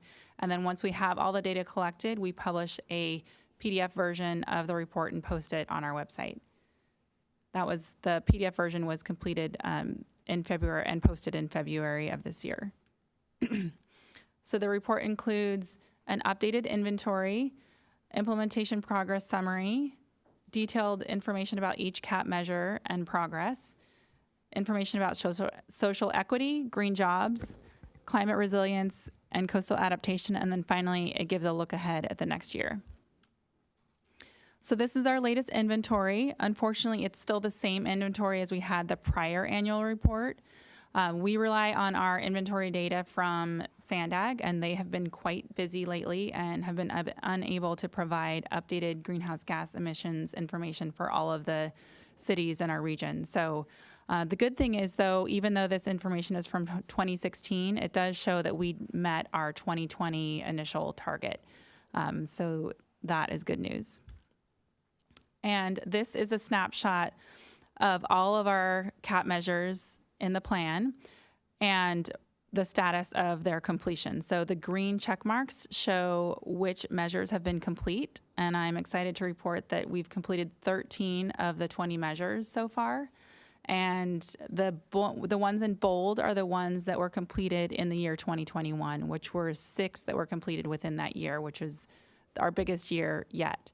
The main reason for that was most of these were included in the Green Building Ordinance that was adopted that year that applies some energy efficiency and green building requirements to certain permit applications that we receive. So the annual report also includes a table listed summary of all the actions and their status. A list of all the 20 in this table, and then it goes into a detailed summary of each of the cap measures. And this is an example of that summary. So this is an example of the solar PV requirement for commercial buildings. And as you can see, when we have the data available, we collect it each year and report it within this annual report. So I'll summarize with the key accomplishments of this year. Again, we completed 6 CAP measures, which is quite significant. We adopted the Green Building Ordinance. The initial ordinance was 2021-13. We've since, of course, readopted that ordinance per being consistent with the state code. In 2021, San Diego Community Power completed its entirety of its rollout of electricity service to all Encinitas customers, and at the 100% renewable rate, which was the rate that our city council, we established for our city as opposed to the rest of the members of SDCP. We also constructed 1.27 miles of new pedestrian facilities and launched the B-Cycle bike share program. Touching on equity and jobs, a big key to our equity is that community choice that we provide our energy customers here in Encinitas due to being a member of San Diego Community Power. And then as it relates to green jobs, the 2 key kind of job drivers that we have related to our climate action plan is the B-Cycle program, and then again, San Diego Community Power, not only with their hiring of staff to run the agency, but they're leveraging the need for additional renewable energy in the entire region and bolstering jobs that way as well. Touching on climate resilience and adaptation, there's 3 projects I wanted to highlight. The first one is the Coastal Storm Damage Reduction Project, which we commonly refer to as the Army Corps project. So during 2021, that project was in pre-construction engineering and design phase. As you know now, we received the funding to actually conduct that project within this next calendar year. The Beacons Bluff Restoration Project was also under construction, and it completed its first round of restoration during 2021. And then lastly, there was a sand nourishment project that took sand from the Build NCC project, and it put it on Cardiff State Beach within 2021. So looking ahead, as I mentioned, in 2022, we did readopt the Green Building Ordinance, and now staff is implementing that ordinance and ensuring that it is being enforced on all building applications that are being received. Staff is also in the process of developing an EV charging station master plan. That plan is very close to being completed and should be to your council for consideration within the next month or so. We're continuing to add new bike and pedestrian projects, as this is a high priority of the city, irregardless of the climate action plan. And SDCP is developing their community power plan, which city staff is participating in. And what this is going to do is the initial development of the programs that are going to be offered to SDCP customers. So this means incentive programs for energy efficiency and renewable energy measures, and also programs that support low income and other communities of concern. And then additionally, we'll be trying to find time to revamp our green building incentive program. We continually plant new trees, new city trees, and maintain a healthy urban canopy to support our carbon sequestration. And then lastly, probably the biggest project we'll be undertaking this year is the 5-year CAP update, which has been kicked off already and will get into full swing very soon. And that wraps up my presentation. I'm happy to take any questions. Councilmember Hinsey. Thank you. Great presentation, Crystal, and great progress. And we're so lucky to still have you at the helm here and to be making sure that we're accomplishing these goals. I just 2 comments, and one is related to my role as our rep on SD Community Power. And you mentioned those programs that would be rolling out soon. So for my colleagues that might not be aware of it, we're able to actually reinvest in the community through our nonprofit with energy saving measures. And so Encinitas currently wouldn't be classified as a community, a city as a whole that would be eligible to receive that funding, because they use like a the Cal Enviro calculator of what constitutes a community of concern. And so that we'd sort of be missing out on some of that funding. And we do know that we have populations within our affluent city that are deserving of being eligible for those incentives. So I understand that we'll need to embark on our own process to identify our communities of concern within the city. And I don't know if you know anything about that, but if not, I hope that we can work on that and prioritize that as part of this year so that we're teed up and ready to go when that time comes. Yeah, and I can share with you what I know regarding the communities of concern and how it relates to the plan in talking with SDCP staff. Even though we don't have those geographic areas that we're able to identify because those areas have not been identified in the city. That's a state tool that's used.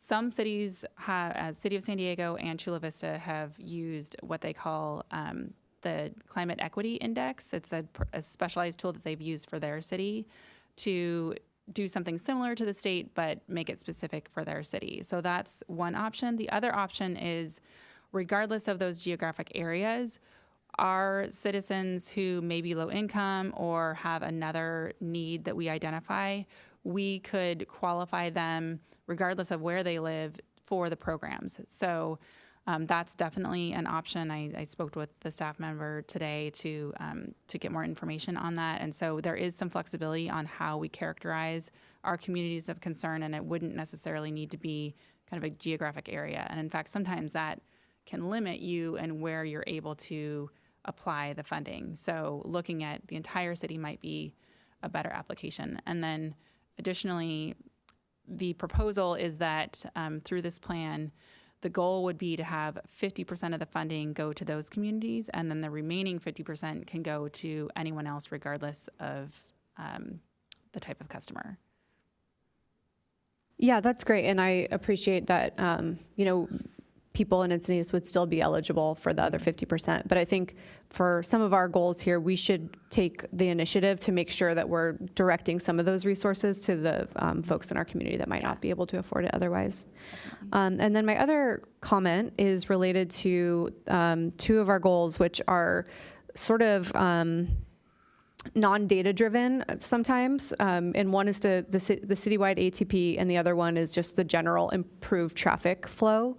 And my hope, and I know I've been advocating hard for this one this year, but it's to have a mode shift coordinator. So somebody that's actually saying, here's our baseline of how many trips we're actually completing now by active transportation or non-carbon transportation, and here's our goal of what we're trying to accomplish. And then that person would help us to shift those modes. So to me, that role seems to fit in nicely with moving towards those goals that we've already identified in our climate action plan. And hope we can make that happen this year. Yeah, that conversation about being able to establish metrics for the mode shift has been something that's been discussed a couple of times here over the last couple of years. So my hope is that we can get to a point where we have the ability to point our fingers and actually feel some data about what's really happening, because it seems to me anecdotally that we're seeing some shift, but that doesn't do us a whole lot of good. And for both Councilmember Hinsey as our representative at San Diego Community Power and Crystal, it's good to hear you talking about programs that are going to come as a result of being a member of the San Diego Community Power. And I have one character flaw that is my lack of patience. And one of the things that I'm really anxious to see happen is rolling out incentives for solar and the ability to kind of bundle, put something on your rooftop that's actually contributing to your community through San Diego Community Power. I know net metering has changed and the playing field has shifted a little bit, but the sooner we can kind of get our arms around that and identify how our participation in San Diego Community Power might help us to implement incentives for more solar, rooftop solar, I think would be great.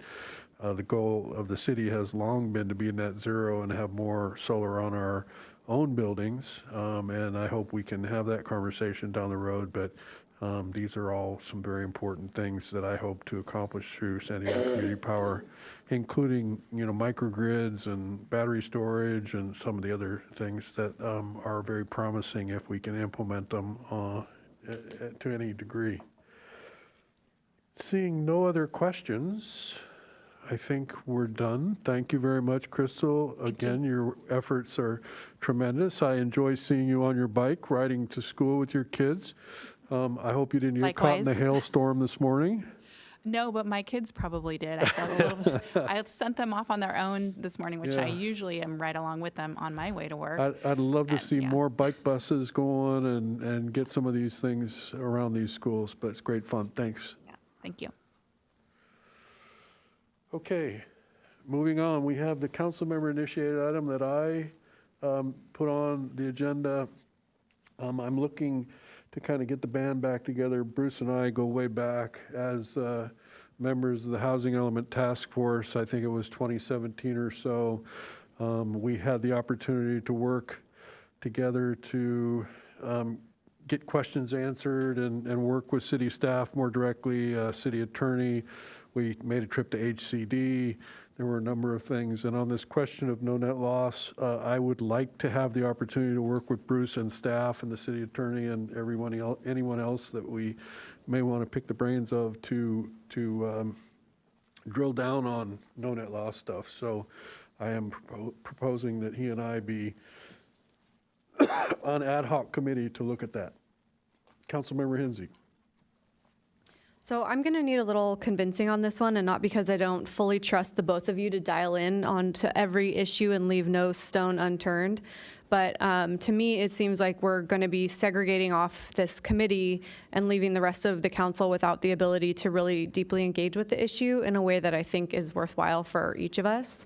So that's my main concern. And I would like to know, why now? Obviously, once the letter comes and we know that we have 30 days or however much time we have to identify new sites, we want to be ahead of that. But my fear is that we start working on it now and we don't have consensus from the council, or we're not all privy to the same information that you're privy to, and we're not able to communicate that back to our constituents who are wanting up to date, minute by minute conversations about no net loss. So I would answer that by saying that when we were on the Housing Element Task Force, there was always a constant cycle back. There was no, special information that the full council didn't eventually get to participate in.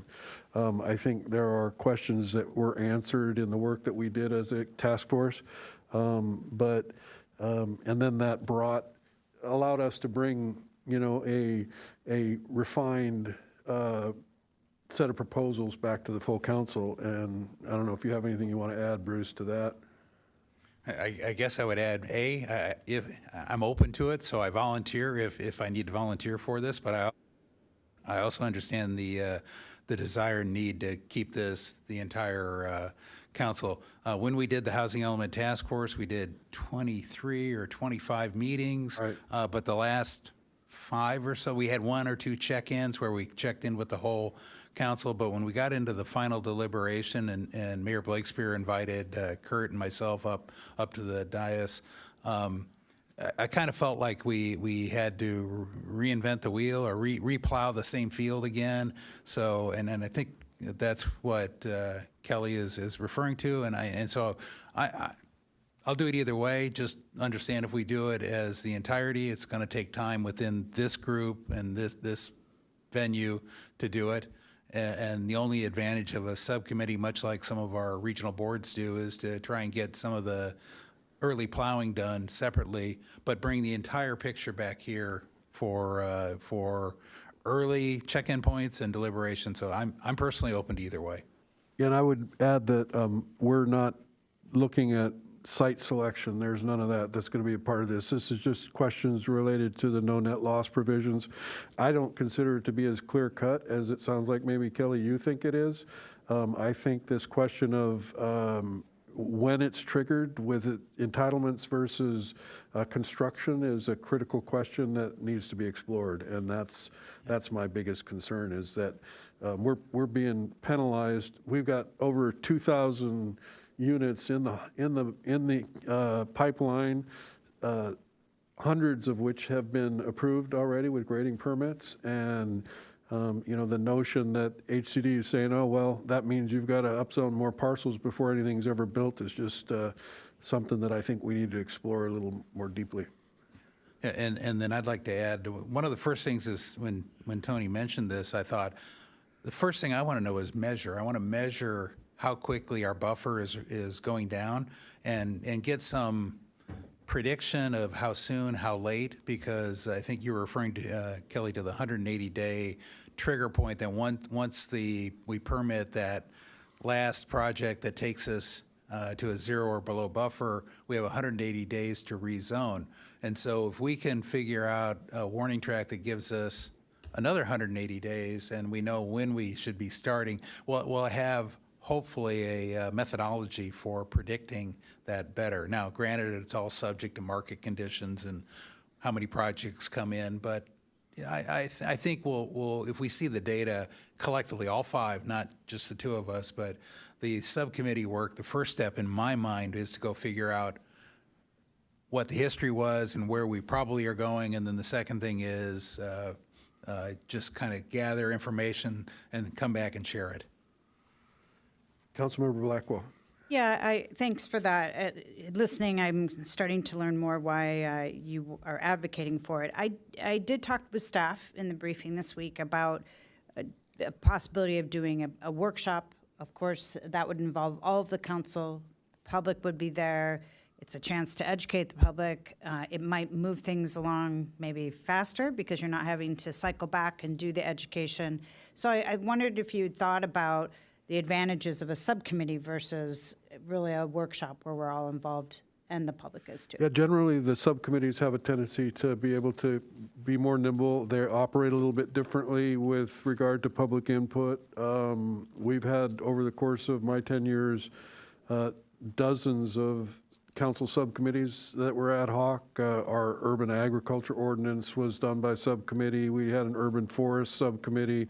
There have been a number of subcommittees. I frankly don't have any problem if you all want to join us for workshops of the full council. That's fine with me. I think these questions are very important, and part of it was to get some of the answers kind of fleshed out before we all engaged on them. So that was part of what I was proposing this for. Deputy Mayor Lyons. Yes, I would like to be supportive of this. I'd like to support Mayor Kranz and Councilmember Ehlers, but I'm reluctant. I'm concerned for a couple reasons. I'd love to show my partnership and helping you move something forward here, but my concern is that first of all, I don't see this as the most efficient way to move forward, and I'm confused why it's being proposed, because I was thinking, are you proposing it to be more efficient? And the reason I'm confused is because I know for myself, and I think it's true across the city council, that we all care very deeply, and our constituents find this to be one of the most important elements of what we're doing and what we will be doing here on city council. So it's very important. And I don't see it as efficient because I know for myself, I will need to drill down. I wasn't involved in our decision-making in prior years, and I know Councilmember Blackwell wasn't either. So my impression, and I've heard all of us say it, that we can do better than we did, and we're smarter now, and some of the standards have changed, or we've changed our understanding of them. It's so important to me that I suspect anything you might do as an ad hoc committee would be then redone with all of us as a group, because it is that important. But when you started talking about it today, I had thought it was, what was being proposed here is an ad hoc committee to analyze the city's obligations under no net loss. And I thought, is it really just that? Is it just an ad hoc committee to analyze the city's obligations? But now I'm hearing reference to the Housing Element Task Force, which is an entirely different thing. And so I'm trying to figure out what I'm being asked to consider. Is it just to look at our city obligations under no net loss? Yeah, Or what, can you answer that question? yeah, that's all it was. I just mentioned the Housing Element Task Force because that's where Bruce and I did a deep dive into issues related to housing element law. This is a small subsection of housing element law that I want to explore in depth. And again, I don't have any problem. If you guys want to workshop it with me, I'm happy to organize meetings that everybody, all 5 of us, can participate in. That's okay. What I don't want to have happen is come with site selection and maybe joint with commission or whatever, and I don't have the answers to some of these issues related to no net loss that I think are really important to be able to provide our community. And so that's what I'm interested in digging into. Roy has told me, his interpretation, and, I just, I feel that it's necessary to dig a little deeper. Thank you. Bruce. Oh, wait a minute, Councilmember Hinsey. Yeah, so my question is a little bit along the lines of what Joy is saying. So what I envision happening if this, I guess my question is, what are you asking in terms of staff's time to help you work through this? Because what I don't want to have happen is that we have somebody like Roy who has to be here till the very end and go through every bit of detail, having to do something for the 2 of you and then having to do it for the 3 of us separately, because that's what I envision the staff time would take. And also, Tarquin's going to be having to answer questions for us. Maybe this is something we get Barbara and Dolores involved in. And so I'm just concerned that they're going to be investing the time with you as an ad hoc committee and then having to make that same investment of time with us each as individuals. Well, that's a reasonable question. I did not see it as being time intensive for Roy. I considered it to be more involved with Barbara and exploring no net loss issues that HCD has made rulings on, and to dig into decisions that HCD has made to be able to verify the positions that were being put in terms of having to upzone for this, the triggering of no net loss based upon entitlement only. And so that's the most critical issue to me is HCD's dictate that it has to happen at entitlement. And so that was what I was going to dive into. Again, I'm happy we can do this all together. I'm happy with that. It's not that I was trying to exclude anybody, and I don't want anybody to have to, generally what happens with an ad hoc subcommittee is there's a report that's presented and it becomes part of a meeting that we discuss what we've learned, and, here's this and here's that, and everybody gets an opportunity to ask more questions. And so that was what was being proposed by this ad hoc subcommittee.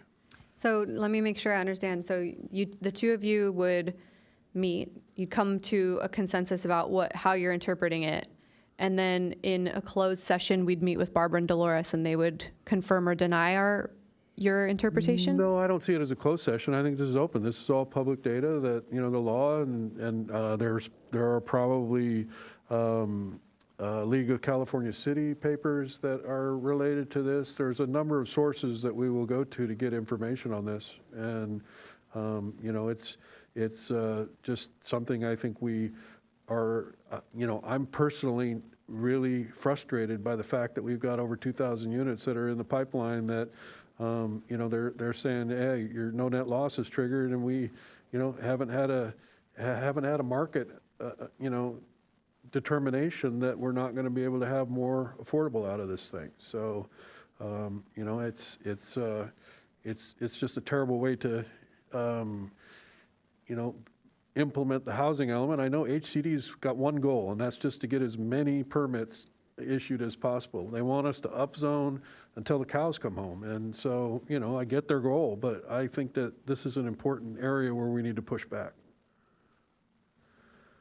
Well, I agree to an extent. So I do like your invitation that we all participate. I don't see any problem with approving this tonight and the two of you work together to do that, so long as that, you know, we're doing that for the purpose of joining together when we use absolutely. staff's time in the form of a workshop. This is not intended to be an opportunity for Tony and Bruce to figure something out and then impose it back on you guys or whatever. This is, you know, we have to be collaborative, but I do think there are some questions that could be answered that would make the process of the five of us making decisions about these things better, because we have dug in a little deeper. And maybe we could make clear too, Roy, you have a workshop scheduled with the consultant, with the entire council for March, 22nd. so that would not take the place of Absolutely not, this. would not take the place of that. And it would be essentially, in essence, preparing for that workshop, and it's already been scheduled. And so, yes, Councilmember Yeah, Taylor's. I guess I viewed this as more of a scalpel approach, that we were going to go in and look at this one issue having to do with no net loss and kind of the buffer going away. It's not the same as the housing element, but it's similar, right? It's our revisiting to upzoning, or it's the trigger point to the revisiting to upzoning that we went through for the housing element. So many of the laws, many of the players are the same, and it would be a chance for us to bring back more information to you. Yeah, as I say, I'm open to doing it either way. Do you want, so I think we're already working with our attorneys on this issue and would be bringing something back to council. I think, Roy, you explained in some of the briefings about no net loss and us being the first out of the gate. Maybe you could give an overview of that, just so I want to make sure we'll actually have information that we don't know if we have yet. So as far as what I'm hearing, there are some questions around not necessarily understanding no net loss, but not agreeing with no net loss. Yes, that's true. So, so one option is that our legal counsel have prepared a memo related to no net loss. HCD also has issued a guidance document as it relates to no net loss. If the concern is around what is the regulatory framework around no net loss, that's a workshop that we can provide the council if that's what you're looking for. As it relates to the buffer, we have those numbers and we have a timeline of when we think this is the reason why we asked the council to initiate the housing element update, because we were anticipating that we will hit no net loss here shortly. But depends on where the projects are, but if all the projects that we have in-house are approved, we will trigger no net loss. So if you could present as part of this workshop the history up to the workshop date and kind of a couple of what ifs, if this project, and I know there is no certainty going forward, but at least give us a kind of likely short and a likely long length of how much time we have to react. My goal, and probably most of us up here, is to add to that 180 days, probably close to another 180 days, so that we can get through the full Prop A process. So I can give you a where we are today, kind of a preliminary assessment. And I don't by think I staff. need it tonight. What I'm looking for is that workshop, or if we do a task force, we do it there. And so I'd like to see it in a report that the public could look through Yes. too. We'll definitely do that. But the problem is that the guidance that HCD has given, if you read their guidance document, it talks about luxury apartments being built. We haven't built any luxury apartments. So they use this example of luxury apartments to illustrate why a certain percentage of these multifamily units aren't going to be counted. And we're not building any, luxury apartments. So their guidance already is, doesn't fit the scenario that we're dealing with. So that's exactly why I don't necessarily want to use the current calculations, because Roy, you're doing what you're supposed to do. You're supposed to do what HCD tells you to do. I think that what we are supposed to do is we're supposed to question HCD. And so that's part of what I want to do is I want to dig into their guidance and say, you know, this guidance here seems intended to basically force us to keep upzoning until the cows come home. And I don't think that's, you know, really an obligation that we have. So that's part of what I'm trying to do is get an opportunity to dive in there. And I'll be diving in there whether I'm doing it solo or whether I'm doing it as a sanctioned ad hoc subcommittee.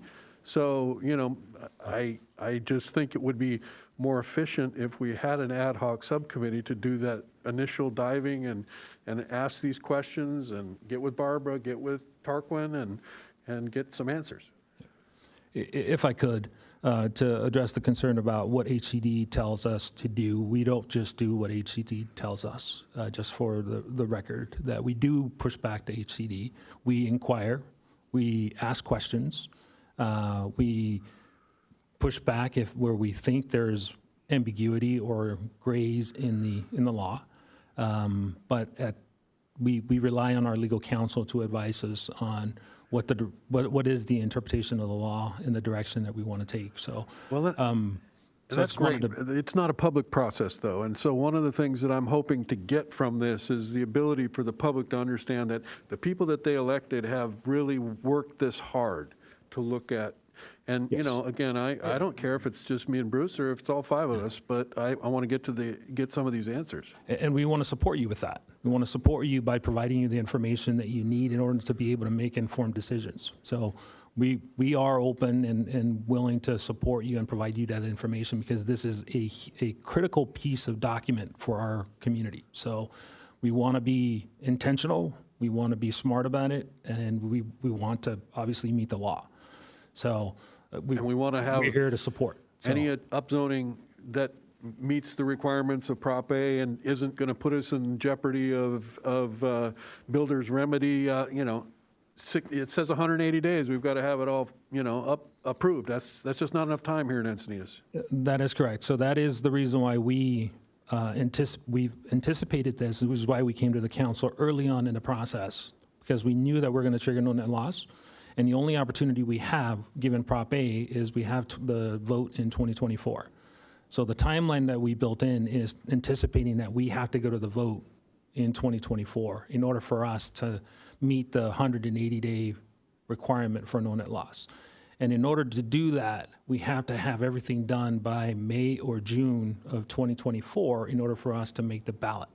So and as you all know, we've been through this process before, so it takes about a year to get through the environmental process. So, and then the other thing we need to predict is the buffer size needed. So you're talking as though it's a fait accompli that we'll go for a big upzone. And I think one of the other things we need to put in front of the public is why we chose the number we did. Hence my push for the history and the prediction, because that would tell us roughly how much buffer we should go back for. Because what we did last time was we upzoned quite several thousand, and we made it very lucrative, and it was a rapid rush, I call it a gold rush, to get those. And so we saw out of the 15, what, 11? I lost count of the latest number, but it's got to be about 11 out of the 15 are either approved or in process. And therefore our buffer got eaten up that much more quickly, and at a, and produced 300 or so, 350 in the end. Will produce about 350 units, lower income units. Yes. So there's no assumption on our part in terms of what the buffer and the final number is going to be. There's no assumption there. That is the purpose of the workshop. Exactly. Is for the city council to identify when we talk about site selection, we're going to provide you what are the gap, how much do we need in order to meet our 838 low-income units. So that's the number we're going to provide you. Then it's up to HCD to tell us, well, we're going to have to consult with HCD on what buffer will they accept. And that's part of the conversation that we'll have as with the council. Is this is the information that we received from HCD in terms of the direction.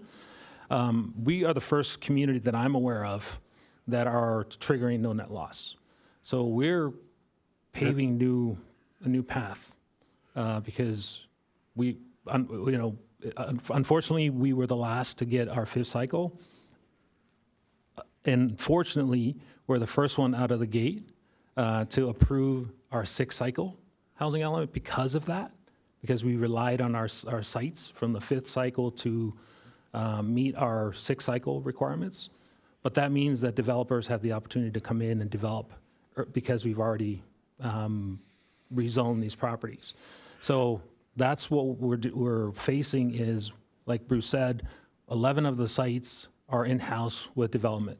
And the expectation was that all the R30 sites, that they were all going to come in at 100% affordable. Unfortunately, they didn't. They came in under our inclusionary and our density bonus and our by right law, or in the by right law that only limits affordable units to 20%. Well, and that's the problem is that, we took a fairly reasonable approach. And if we're actually upzoning when we go through this next round at only 20%, that's going to be insane. It's going to be, the number of parcels is going to be outrageous. It's never going to be acceptable. And so in the end, we're being punished that 80% because we live on the coast and HCD out of hand is just going to say, yeah, those aren't going to be affordable. And we haven't even seen the market. They believe in the market or not. So that's part of this whole no net loss question that's just driving me crazy. And, I think we went about it the correct way, but with HCD just kind of, rubbing their hands saying, okay, you're going to get that 20% and no net loss is going to kick in, even though we've got 2,000 units coming down the pipeline, just seems crazy. Okay, so this appears to be going nowhere. Deputy Mayor Lyons. So this is really important. This is really important, and it's going to feel very urgent. I'm happy to go with the majority, but I actually think we're going to be more efficient if we do this together because it's so important to all of us. So all of us coming along seems we'll like schedule the some workshops. best way forward. More workshops. And 100% affordable, if we can put one of those forward into our housing element, I've got lots of questions too. So I think we have a lot to talk about. Okay. That takes us to. So can I ask one last question? Yes, you can. Timeline for the workshop. If we're all going to do it, is this something? I'll circle back with the city manager and figure that out. But the goal would be in the next 4 weeks, maybe? Oh, yeah. Okay, good. I hope. I just wanted to get a date because. Okay, perfect. We'll check with the mayor and see if that works. Good. Okay, council member reports pursuant to AB 1234. I think Bruce got mine last time with our trip to the conference, so. Yep, and we had a Encina Wastewater Authority board meeting this morning where we approved the compensation study I talked about last time that we did in the policy committee and amongst a few other status updates. Well, I attended a Santa Leo JPA meeting, and we got an update on our finances. And with that, city manager reports. I hope you've all had a chance to go and see the beautiful backstops. Drive by, they look very nice. City attorney reports. No report this evening, Mr. Mayor. City clerk reports. All right, that means we're adjourned to our next meeting, which will be held on March 8, 2023.